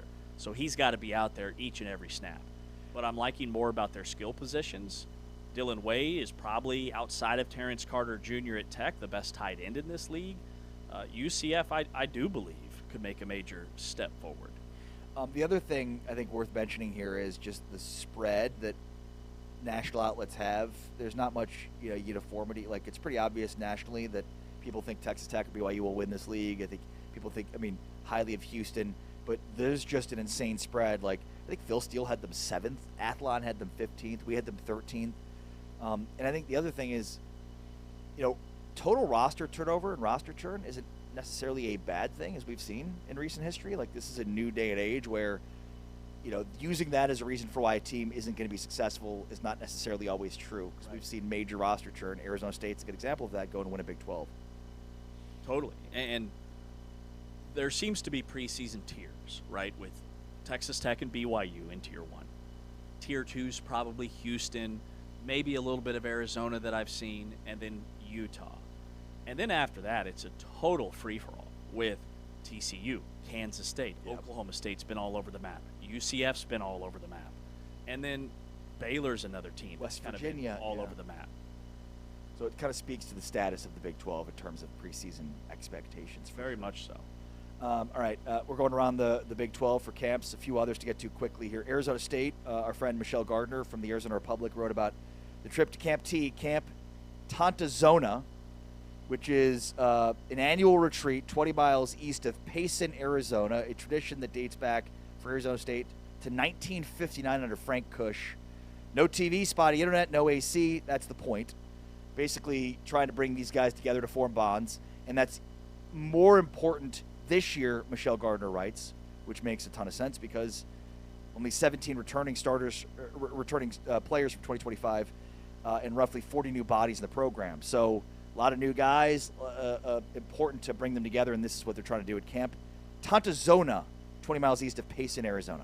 Super cool because they always have this like preseason boot camp, and this year it's off-site. It's a great team bonding experience and exercise, and that's something Kenny Dillingham has done each year, are these team building chemistry exercises, which is why last year, even with an injury to Sam Levitt, like week 4, they somehow won 8 games and were inches away from winning a 9th in their bowl game overtime loss to Duke. So with all these transfers coming in, Arizona State is fascinating to me because you just don't know, because we haven't seen this much roster turnover since they entered the Big 12. And the last one is Colorado, a really good piece written by Troy Rank from the Denver Post. Deion Sanders creating unity. Will it result in wins? And I thought this was a really good piece because, so the premise here is, can the highest paid coach of the Big 12 keep selling out Folsom Field and return Colorado to a bowl game? Because as Rank writes, for the first time in Sanders' tenure, the second goal will be tied to the first. Meaning they've had sellouts just because of Sanders. Now they're not going to have sellouts unless they're a good football team. Nobody's going to show up to watch a blah football team. When they were bad a few years ago, they were at least entertaining. Last year, they were not good and not entertaining. Yeah, some of that shine, some of that newness has definitely worn off at this point. And I thought that Brian Howell had a really great comp for week 1 this year to week 1 2 years ago when they went on the road and they beat TCU. And that was pre-Big 12. Well, now they open up at Georgia Tech, a team that they lost to last year, but a beatable football team. And if you get that win, all of a sudden you have momentum because you've got Weber State the next week. You could be 2-0 going into the Northwestern game on the road.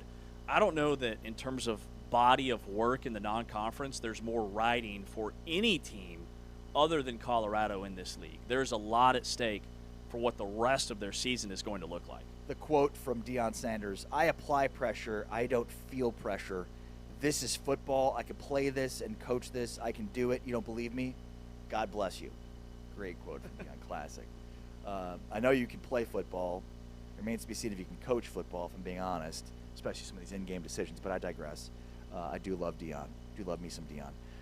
And then the other part to this is like the coaching hires that Deion has undergone have been a disaster, but that I think it's obvious that they made the right choices in the decisions in the coaching hires they made this time around. Brendan Marion, the offensive coordinator, makes a ton of sense for this offense. Chris Marv, the new defensive coordinator, makes a ton of sense.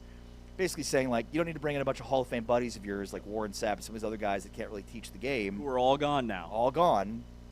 So more substance, better coaching hires, all part of this. And even Deion said, this is the best staff I've ever had in my coaching career. So we'll see. I think that one, to me, is the most interesting one, not just because it's Deion who's lightning rod, but because, you know, I think it's lays it all to bear. You know, it lays the whole situation to bear, both from Troy Rank of the Denver Post and from Deion Sanders. Puts everything out there. All right, it's Big 12 today on Big 12 Radio. That's a gander around Big 12 fall camps going on right now across this conference. James Wesley, Amari Tepkin, Kirby Hocutt, the athletic director of Texas Tech, is next. This is Big 12 today on Big 12 Radio. We are presented by Modelo, heard on TuneIn and watched on Big 12 Studios.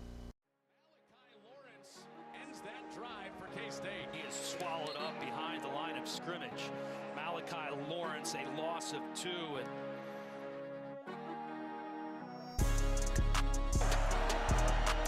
third down and long. Trouble on the edge, and they go back to back. This one belongs to Malachi Lawrence. Johnson on a 4th and 6. Scans. Backpedaling. Going the opposite way. Now he curls around the edge. In pursuit, UCF gets to him.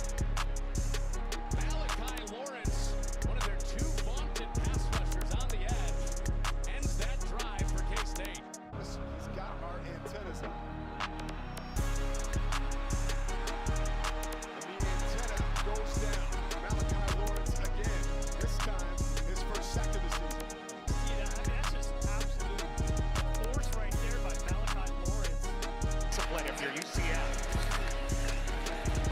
Here's Pryor, and he is swallowed up behind the line of scrimmage. Malachi Lawrence, a loss of 2. And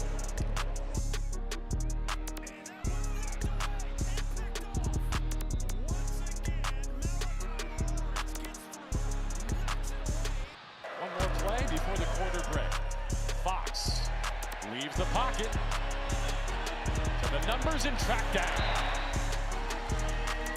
Malachi Lawrence finishes 3 here in Orlando with his UCF 9th.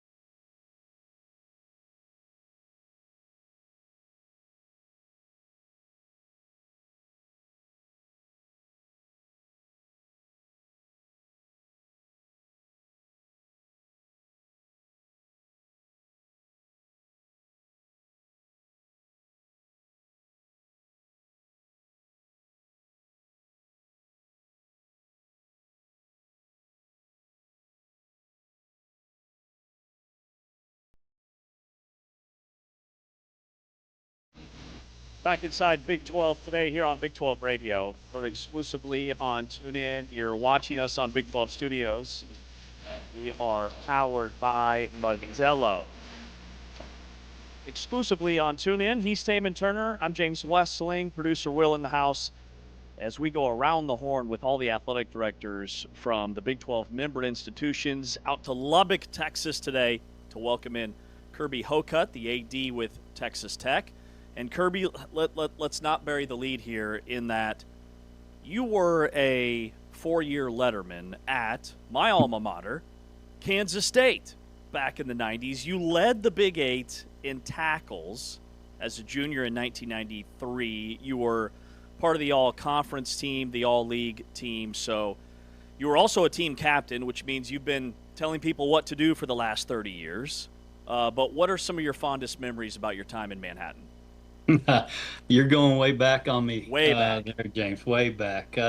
Nothing but great memories. I was so fortunate to be a part of Coach Snyder's first stint at Kansas State. I believe part of his second recruiting class there, but, was surrounded by a lot of great teammates who are still some of my best friends in the world, and learned so many life lessons. Coach Snyder was teaching us life lessons through football back in those days. We didn't realize it at the time, but as you reflect back now, you realize just the enormous impact that he had on our journeys and our lives and careers. And, he had one of the greatest lessons from Coach Snyder was just you have to surround yourself with great people to be successful. And you think back to his staff at that time with Bob Stoops, Mike Stoops, Jim Levitt, Dale Miller, Dana Dimmel, great coaches. But thank you for mentioning that, James. I don't want to go down that pathway, but great memories, and so thankful to have been part of Coach Snyder's journey and the great things he did at Kansas State. Hey, I'm here for it. We can go down that path all day. The other thing, like the parallels that I see from your time at K-State and now at Texas Tech is just what football has meant to the entire community. Like anytime I'm out in Lubbock, there's new stuff everywhere. It's just a blossoming destination. And Manhattan was kind of the same way. Like pre-Snyder, there wasn't a lot there, and it's completely different now. It's such a great point that you make. Just the importance and the role that college football in particular, college athletics on more of a broad sense, plays for our communities within our states throughout the Big 12. And you just hit on how important it is to our communities for pride, for commercial development, for alumni cultivation and development for our universities. There's nothing quite like it. And, a successful football program can lift an entire university. It can raise an entire university. And, there are a lot of parallels there. And if you go back to Texas Tech, obviously Spike Dykes through the years brought so much pride and success to Texas Tech football. Mike Leach took it to an entirely different level, and that's what we're trying to do today, is to take it even further to the top of the national stage and competing at the highest level.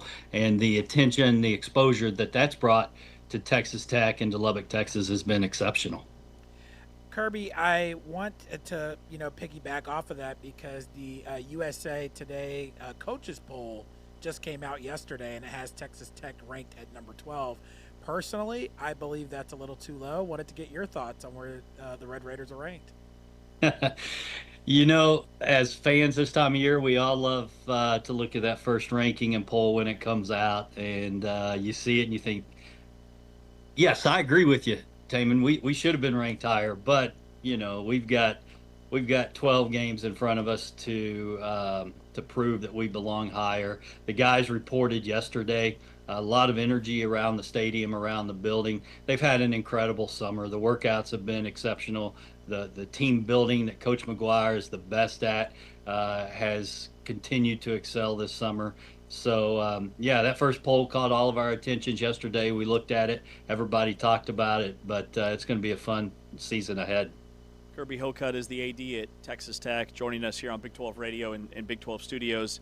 You guys just landed a monster deal with stadium naming rights, Galaxy. This is a huge headline for Texas Tech and for the conference because it's just really cool to see a member institution doing something like this. So my question, do we still call it the Jones, and how's that all going to be repositioned?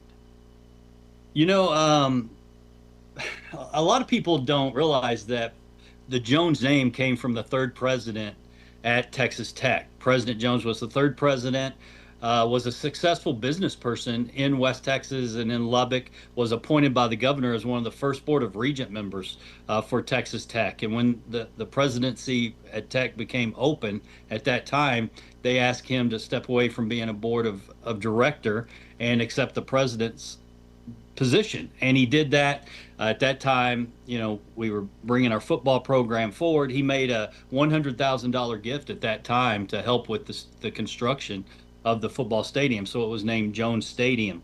And times have changed, and our fan base recognizes that we've got to continue to be proactive and play offense. We were so fortunate that we've been able to engage Galaxy, who's going to be a great partner of Texas Tech and Texas Tech athletics as we move forward. And I think, you know, even more broader than just naming of our football stadium, I think we'll see them integrate with our university at many different levels. With that being said, we have 4 guiding principles, and one is to respect the past and to invent the future. So with Galaxy, we're inventing the future. There's a lot of exciting opportunities ahead of us with that partnership.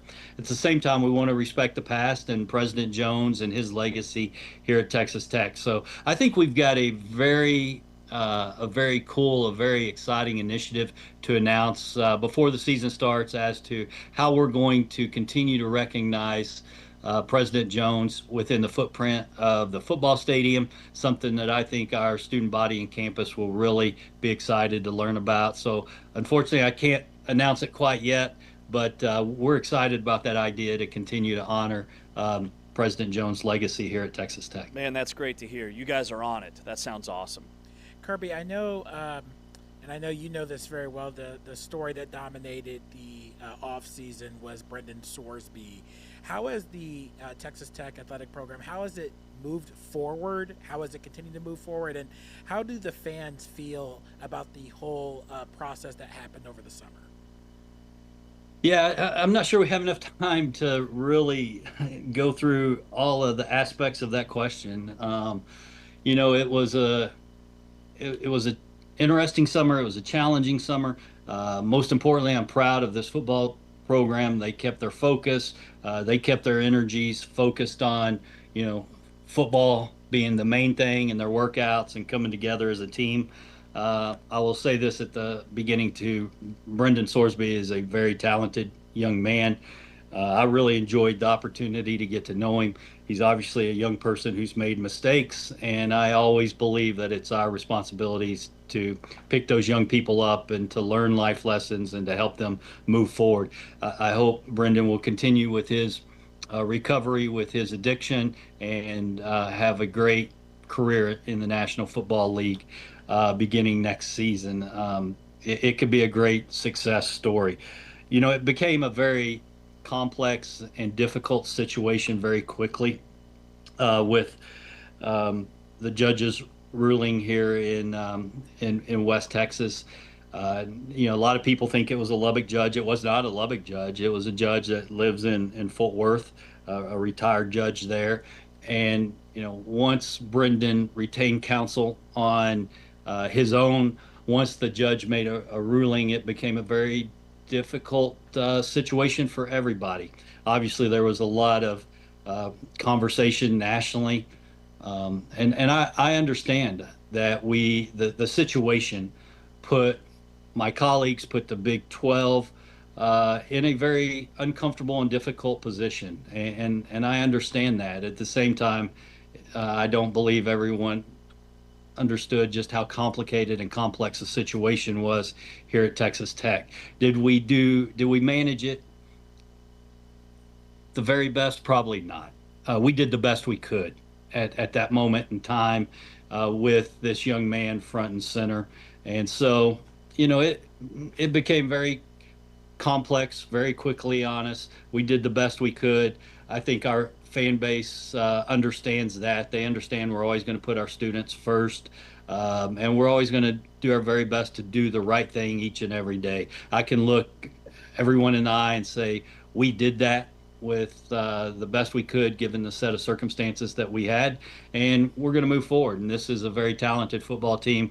We're extremely fortunate. We got a unbelievable leader and young man in Will Hammond, who's QB1 now for us. And this football program, this athletics program is going to be just fine. We're going to continue to invest. We're going to continue to play offense, and we're going to continue to compete at the national level. Talking with Kirby Hocutt, the Texas Tech AD here on Big 12 today, I think that's a tremendous way to frame that as a learning experience. And like Taman said, moving forward, when it comes to everything surrounding Texas Tech, what you said a moment ago about the stadium naming rights deal with Galaxy, you said it was very, forward-thinking and could lead to more opportunities for them to be involved at a much deeper level.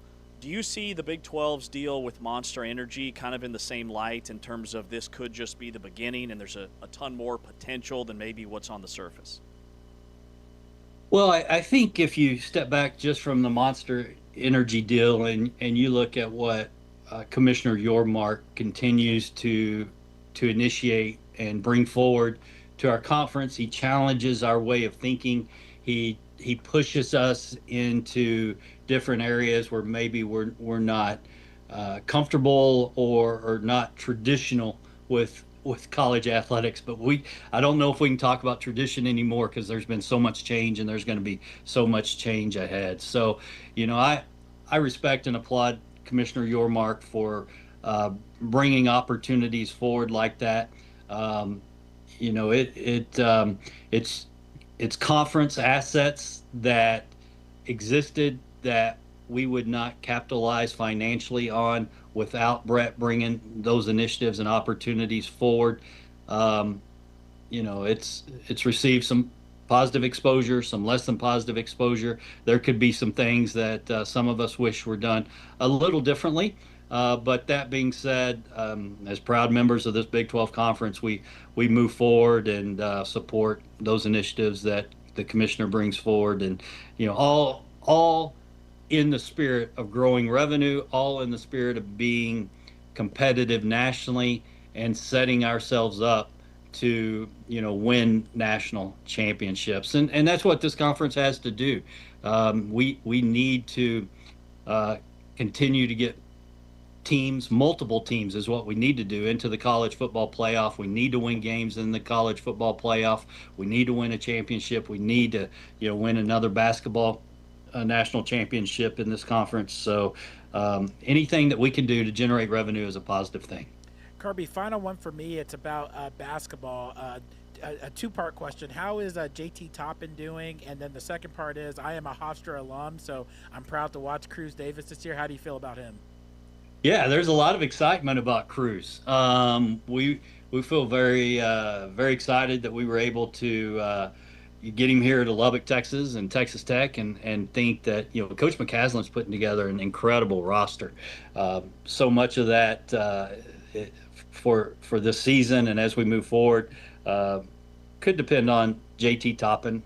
You look at that young man, a National Player of the Year candidate last year before he got hurt at Arizona State. JT's just such a talented young man. He's a young man that we have seen grow personally and as an athlete and as a leader within this basketball program.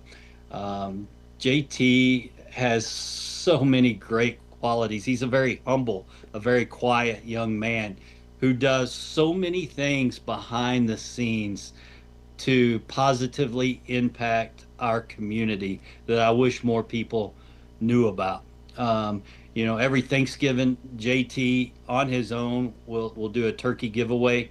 He partners with the 100 Black Men of West Texas. He doesn't want any promotion. He doesn't want any accolades for doing that. But JT does multiple things like that throughout the course of the year. Obviously, he's coming back from a knee injury. His rehabilitation continues to go well. We've got one of the best trainers in all of basketball, and Mike Neal, and Mike's done a great job. He and JT have been working nonstop, and all of our hope is that JT is going to continue to make progress, and we'll see him on the basketball court at some point this season. Yeah, cannot wait. Kirby Hokut, the athletic director at Texas Tech, the ultimate decision maker for the Red Raiders. Everybody wants just 5 minutes with the AD, and you gave us 20. So thank you so much, and we'll catch up with you again soon. Yeah, guns up. Good talking to you guys. See you, Kirby. Thanks, Kirby. Kirby Hokut, the AD at Texas Tech, with us here on Big 12 today on Big 12 Radio, heard exclusively on TuneIn and watched on Big 12 Studios. Coming up next, it is a Power Ranking Wednesday. This is Big 12 Today, exclusively on TuneIn, powered by Modelo.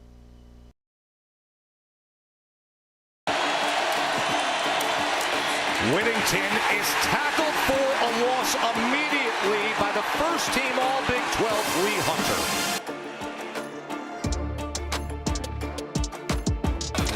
Hopefully in motion, it's a handoff to Jackson.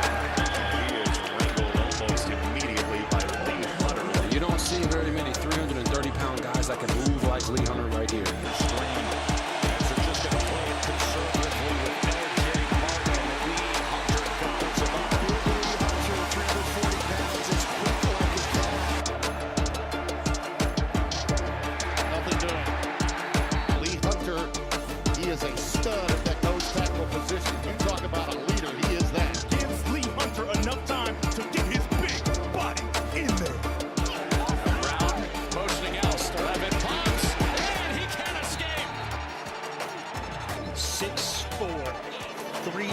These ends get so much credit, and deservedly so.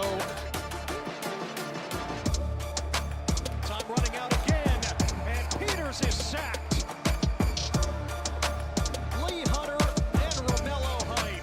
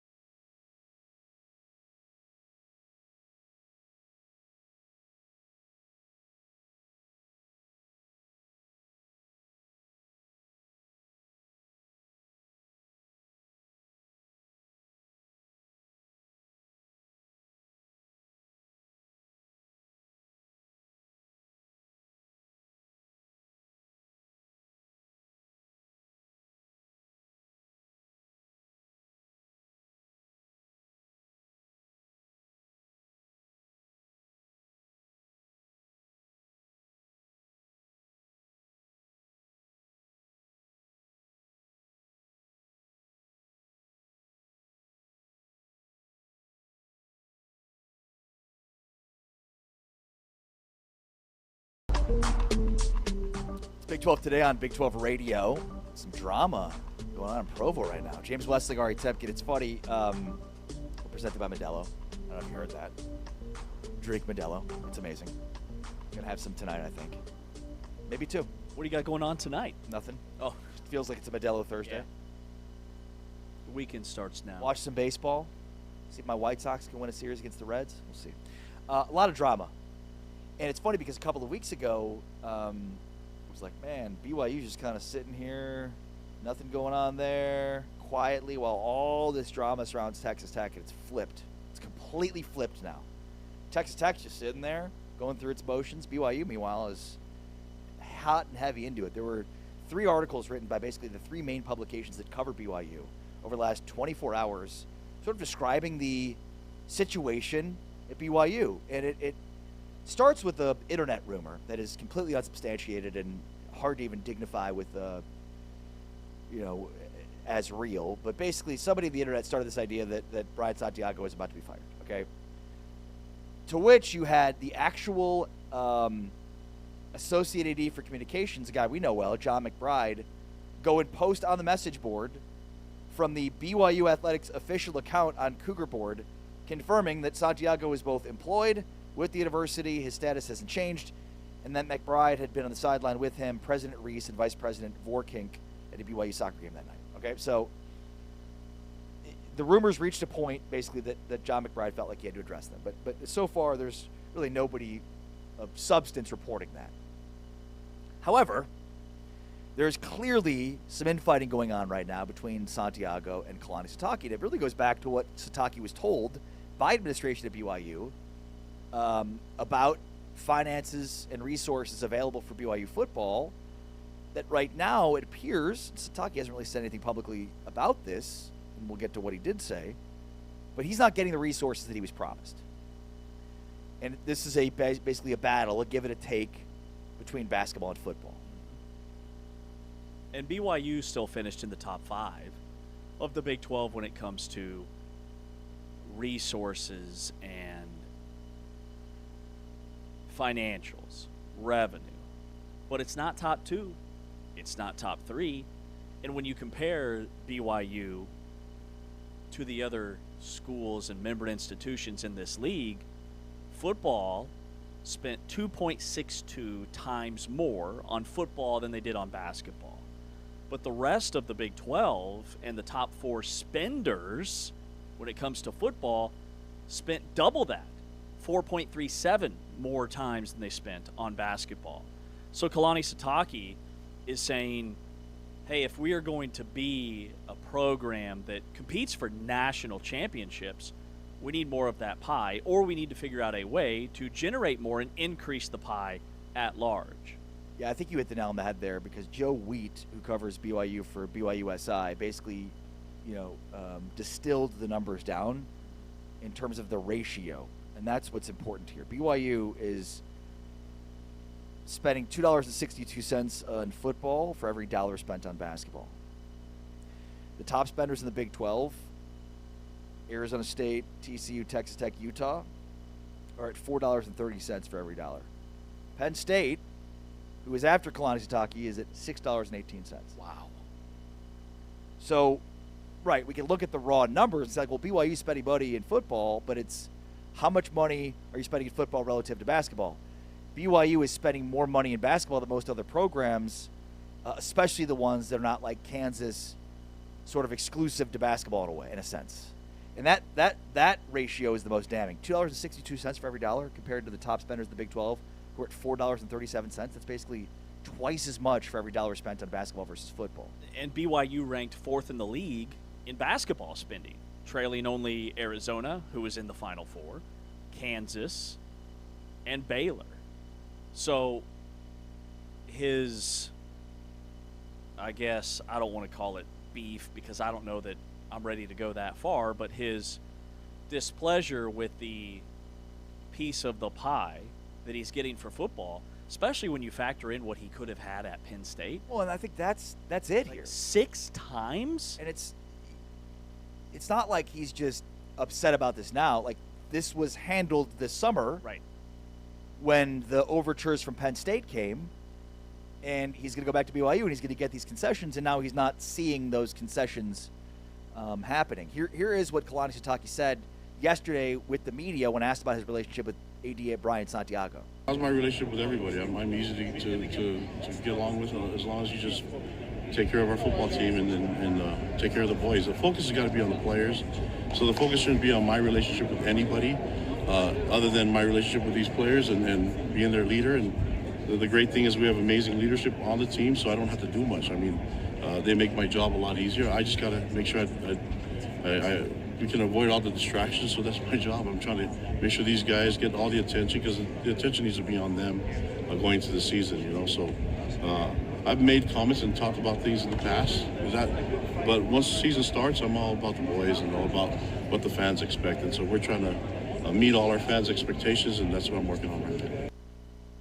So if Penn State was offering him $6 spent on football for every $1 when it comes to basketball, and BYU is spending just a little over $2.50 on football compared to basketball, I'm going to guess they met in the middle somewhere.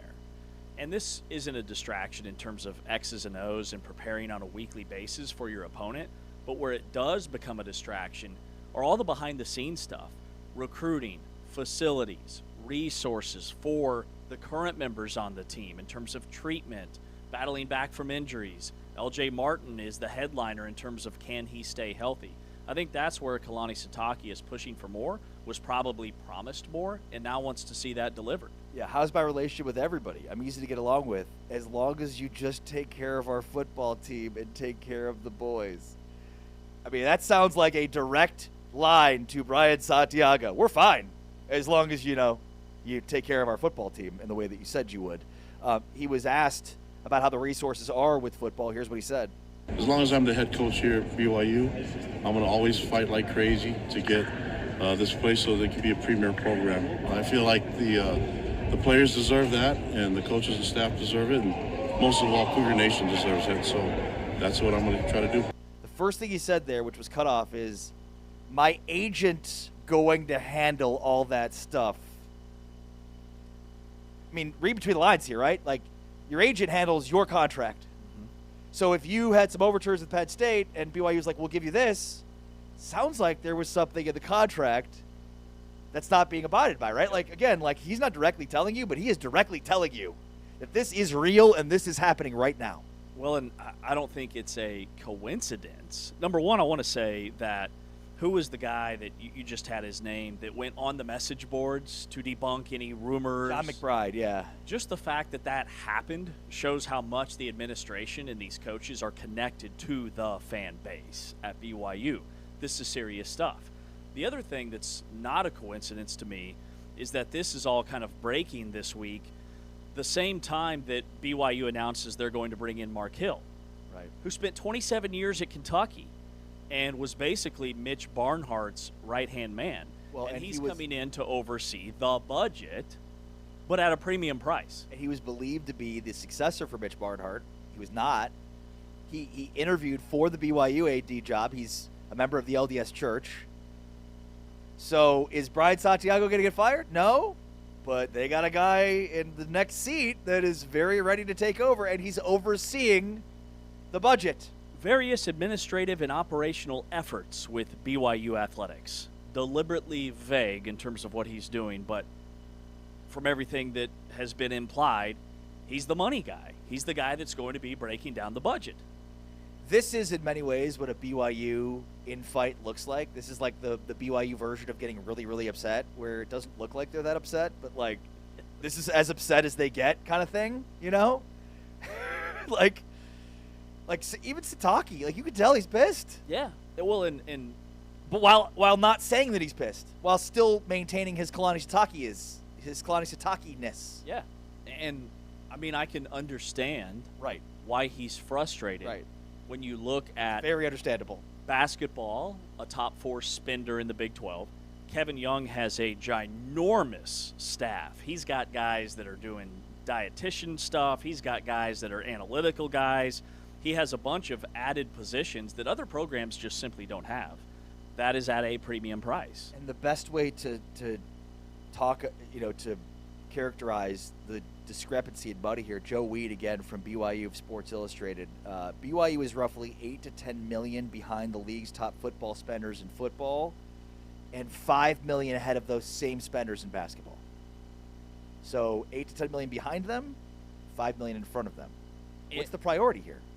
What should be the priority here? And some of these numbers were really shocking to me in terms of football to basketball spend.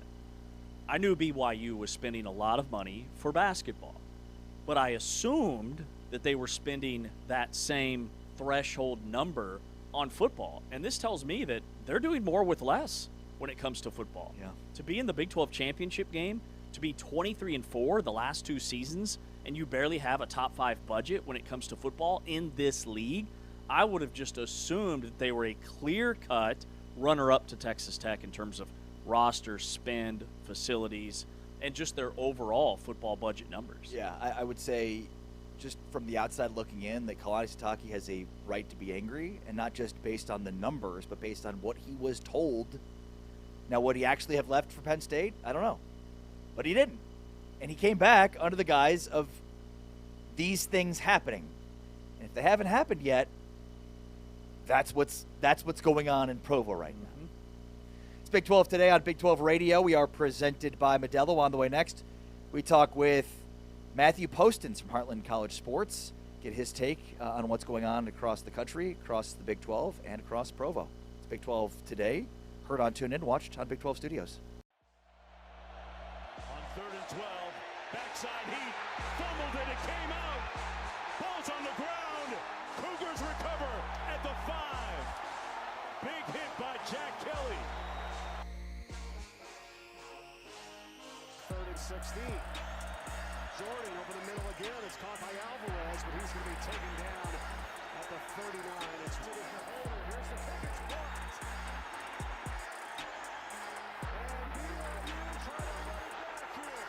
Jack Kelly, who just made the defensive play. Oh, no, he does this. Pressure coming from Kelly. Dampier hit and down he goes. Jack Kelly may have sealed it for BYU.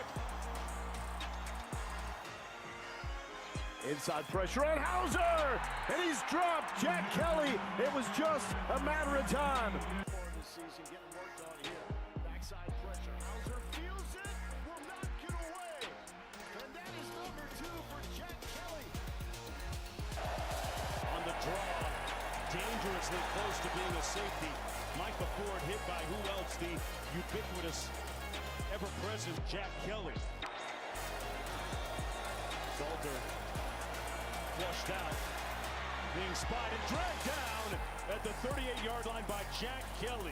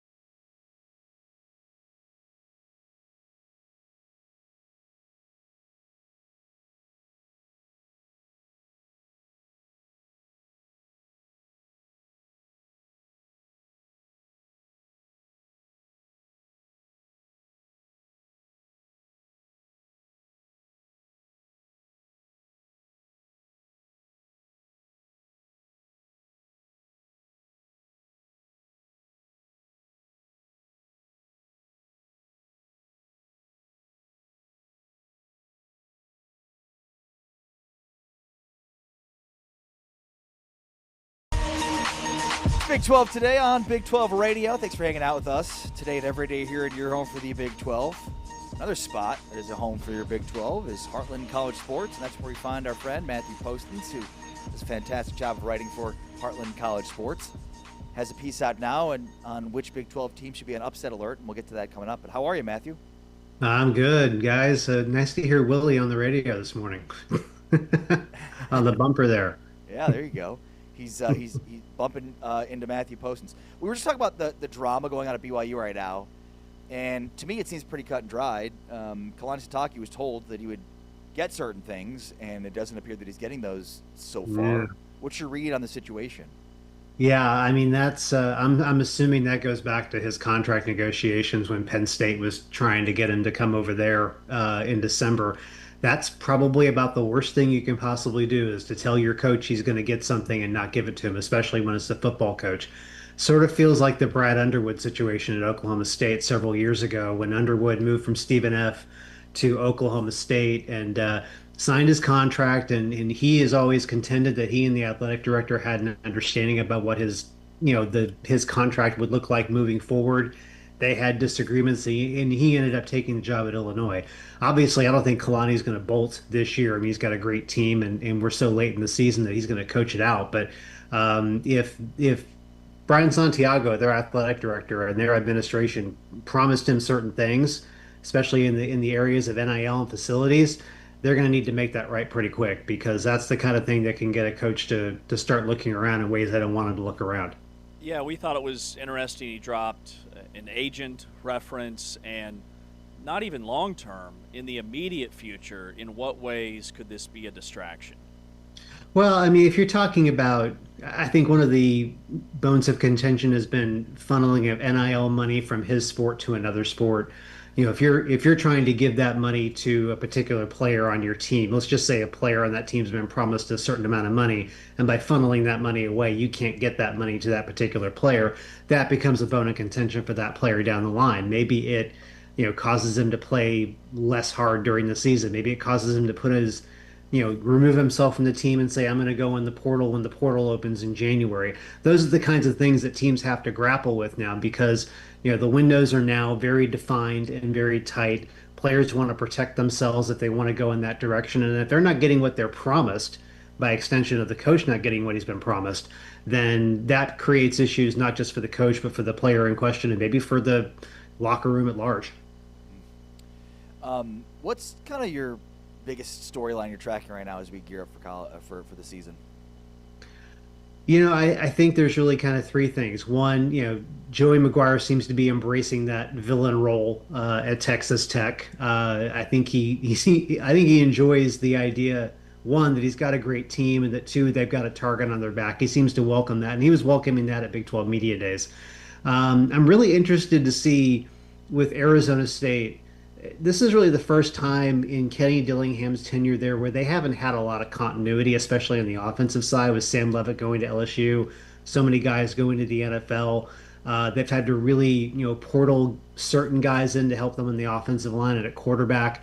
I'm really interested to see if they can continue to maintain being that, really good team they've been the last 2 years. And then I'm trying to figure out which of these, 3 or 4 teams kind of in the middle of the pack can maybe make a run and maybe contend for the Big 12 championship game, with, my focus kind of on Oklahoma State, because they've got great tools on the offensive side. I think some of their guys can be really elite by the end of the year. The big question is defense. They don't really have that star on the defensive side of the football, that one guy you really look at and say, boy, he's going to have a really, really great season. But they could be better than the sum of their parts. And if your offense is going to be that good, then all your defense really needs to be is average. And if they can have an average effective defense with that kind of offense, they could give teams a lot of trouble in this conference. Matt, you wrote a piece about Oklahoma State running back Caleb Hawkins for Sports Illustrated, and you note that he's one of the highest rated running backs in the country. He's got big goals, but then we hear Eric Morris saying that he won't have as many carries. So how do those two things merge together? It'll be interesting because I think Caleb had about 270 something touches at North Texas last year between rushing and receiving. And if you look at his numbers, more than 1,400 yards rushing, more than 1,800 all-purpose yards. 29 total touchdowns. I mean, he had, for some players, that's a career. I mean, that's an impressive first season for a true freshman. But Eric Morris referenced what happened in the American Championship game last year when they played Tulane. Hawkins got hurt on the first series of the game, and they kind of had to manage his workload. And if you look at North Texas last year, Hawkins had this huge year. Nobody else really had more than about 80 or 90 carries, and nobody was really that effective or productive. So the way Eric Morris is looking at it now is I've got this freshman in Katie Jones who is highly productive at Jenks. I've got Trey Page from Abilene Christian, who's kind of a scat back. I've got a power back from Central Oklahoma who rushed for 1,500 yards. He's got 4 or 5 backs now that he can use in different situations and in different matchups to take a little bit of the heat off of Caleb Hawkins. Now, I think Caleb Hawkins is going to be the guy, especially in those important moments in the game. But as Eric Morris is trying to balance workload and trying to ensure that Caleb Hawkins is who he can be in November and even December, I think you're going to see him, especially early in the year, distribute the workload a little more based on matchups. And some of these guys like Page and Mason and Jones could have really good seasons, even without getting a lot of carries. Matthew Postins, Heartland College Sports, joining us here on Big 12 Today, Big 12 Radio, presented by Modelo. The most likely upset for every Big 12 football contender, Matt. What stood out to you about that piece when you did the research for it? Yeah, so I had to sort of set parameters. So I had to figure out who the contenders were first, because this is such a wide open conference. You could have like 10 or 11 teams potentially. So I picked the 6 teams that won at least 6 games in the conference last year. Teams that I felt like could upset them were teams that had an under 500 record in both the Big 12 and overall last year, or if they were out of conference, they had to be under 500 last year. So, for instance, I've got Oklahoma State as a potential upset for Texas Tech. We could have an argument that Oklahoma State might be good enough to beat them straight up by that point in November. But based on record right now and based on the schedule, I think that's the most likely upset on Texas Tech's schedule. For BYU, I chose UCF. That's a game where BYU has to fly across the country to go to UCF. It's not the easiest place to play. It could be a noon game, which for BYU is going to be like 10 a.m. their time because they'll be flying in the day before. I feel like road games, when you've got to change time zones 2 or 3 times either way, I think that becomes a big problem, especially for the team that's kind of favored in that game. For Utah, I picked Arkansas. I didn't really feel like there was like an obvious Big 12 team that could upset them. But Arkansas is really interesting because they went 2-10 last year. Ryan Silverfielder is the new head coach. I think he's brought in a lot of talent, and I think they're the type of team that could go into Salt Lake City and give Utah some real problems. So it was really based on a variety of factors. For Arizona State, for instance, I picked the team that I picked their game after they get back from London because they've got this really brutal schedule. They play A&M. Then they go to London to play Kansas. Then they get a week off, and you would think that week off would help them, but they got Baylor coming in to their place the week after that. They got DJ Lagway at quarterback. I think they're going to be much better defensively this year, and I think that's a game that's potentially ripe for an upset because you also have the fact that Dave Aranda, as per usual, is fighting for his job this year. So a lot of factors went into determining which of those teams is most likely to upset these 6 contenders at this point in the season. Yeah, man, I love it. I love the trap games. I love identifying games that could send the league into total chaos. Speaking of chaos, you noted that this happened in the last 24 hours. Brennan Lorient, who's a really good basketball player, is returning to West Virginia following that Colorado court ruling. He's one of the players that still has eligibility. I would love to know, outside of him, it's tough to track when it comes especially to basketball, all the guys that could potentially be eligible or these late like roster additions right before the school year. Yeah, it's really tough right now because you look at Texas Tech. They just got Darian Williams back for the same reason. I think it's a different court ruling. But some of these players, they put their names in the transfer portal in April, even though on paper their eligibility was done, because they knew this rule was probably coming, this 5-for-5 rule. And I'm sure their agents were telling them, hey, if you put your name in the portal, you at least have some protection for yourself. or you have a place to go. Some of these other players, like Lorient, I don't think he put his name in the portal. I think he went through the NBA draft process. Nobody drafted him. He didn't sign a contract. So his recourse is going back to the school he was at the previous year. So the way that this ruling has been kind of refined is you now have two avenues if you're out there. If you were in the portal before April, then you can go anywhere you want as long as they have a scholarship.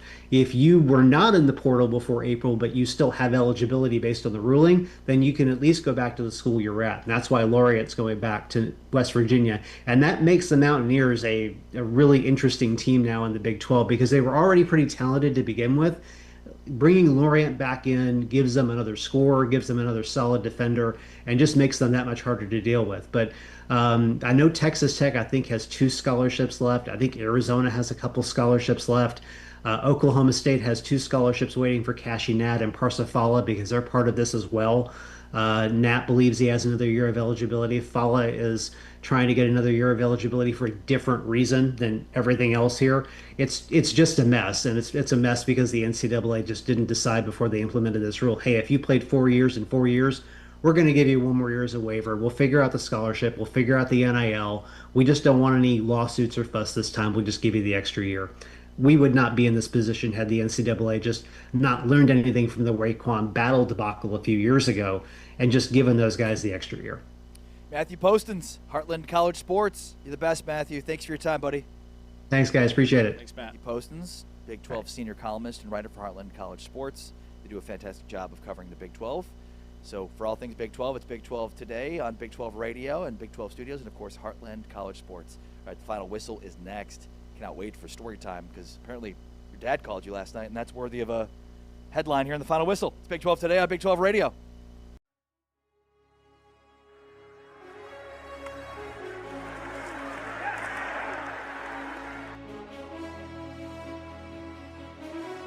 Here's this little look right over. Daniels floats one.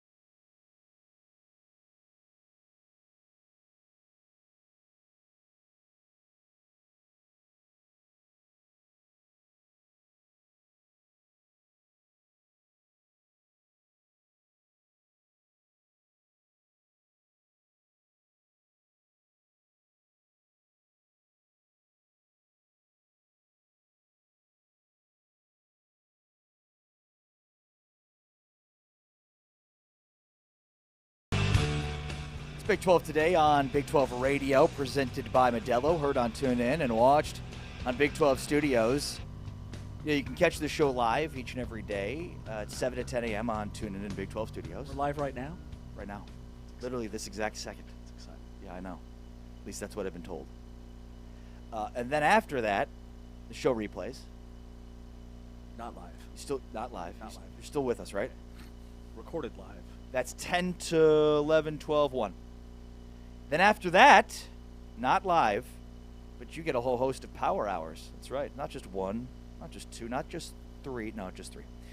3 power hours today and every day, which gives you more and more opportunities to engage with Big 12 content.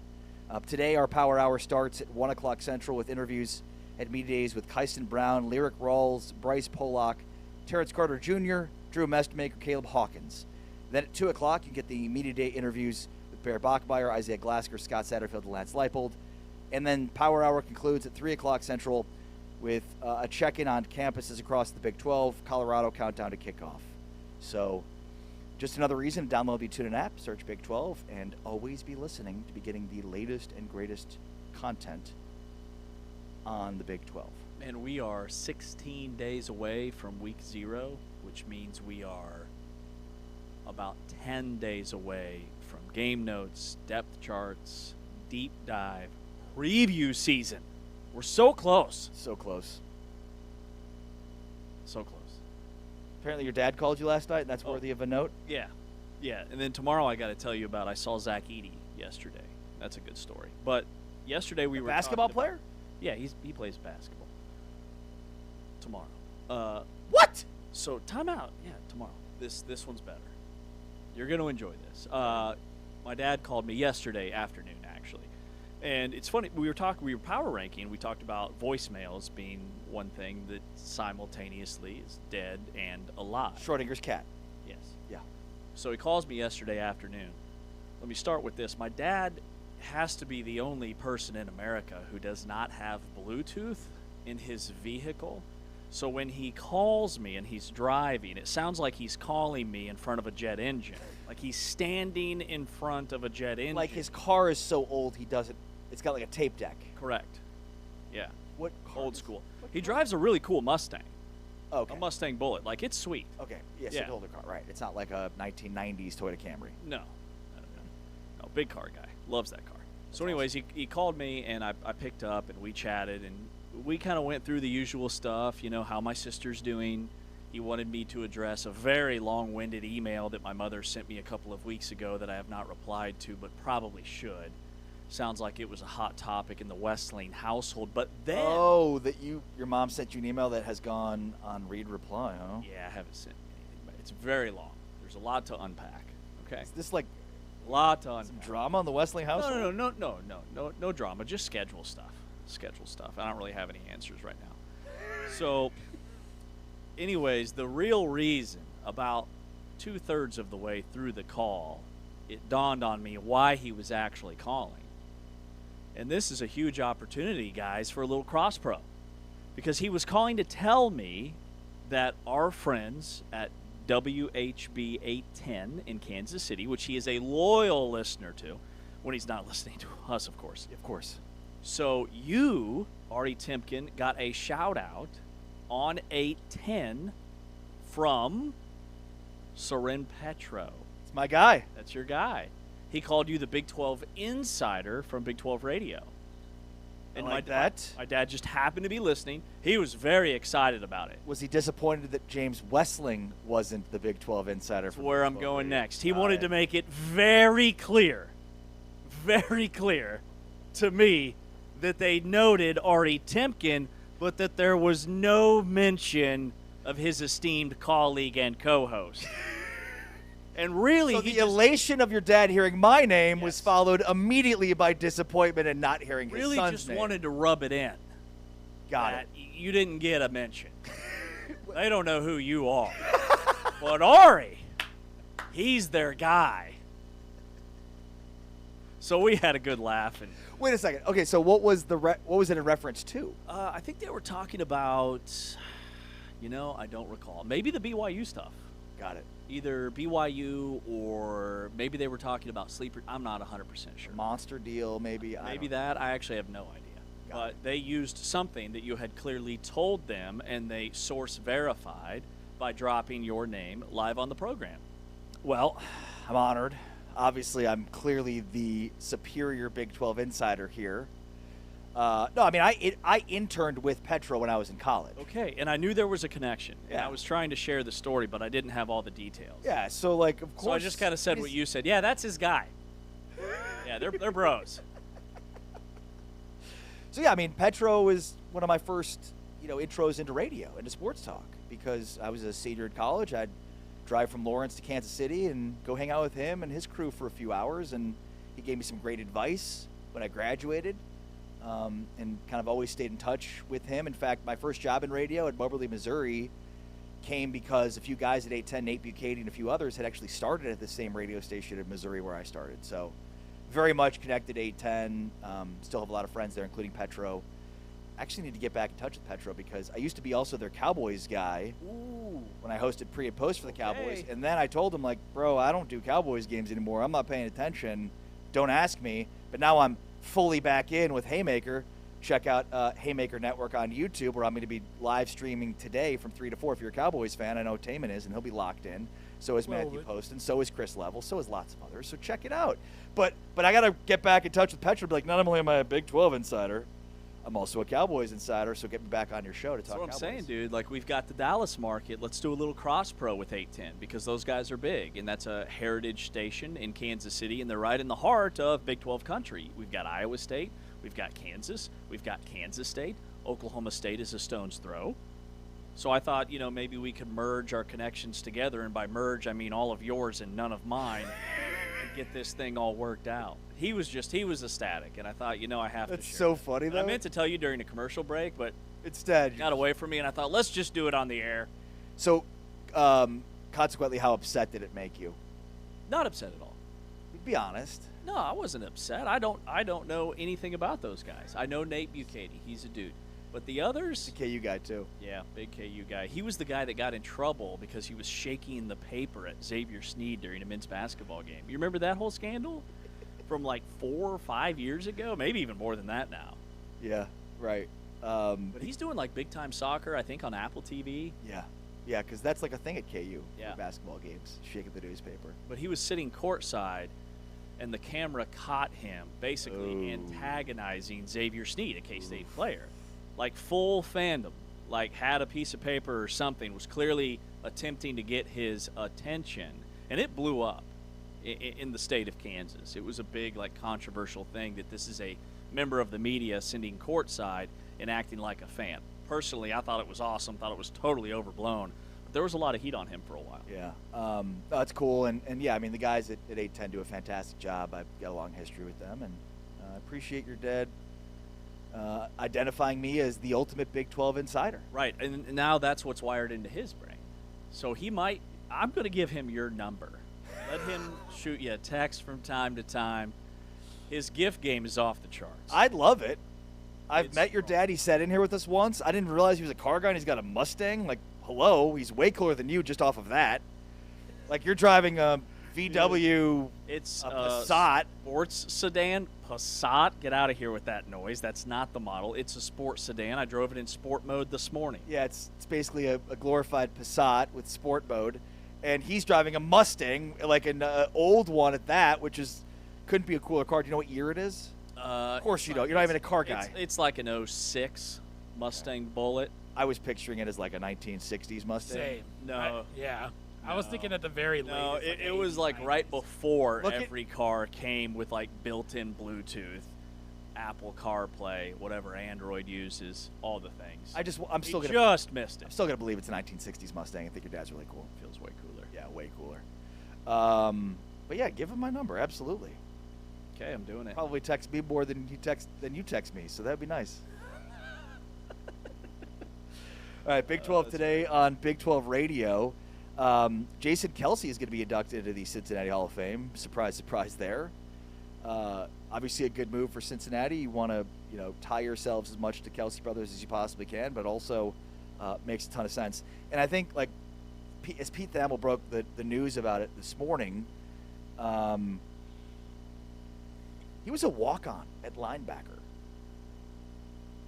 And Jacob Rodriguez was a walk-on who was a former quarterback, right? I mean, just goes to show you that, like, no matter how you're recruited, no matter where you're recruited, like, you got to have the right head on your shoulders, because it doesn't matter how much natural given talent that you have, because there's always guys that are going to have the mental capacity that is going to far exceed any of your physical abilities. Mm-hmm. Jordy Nelson, the NFL wide receiver, was a walk-on at Kansas State in this league.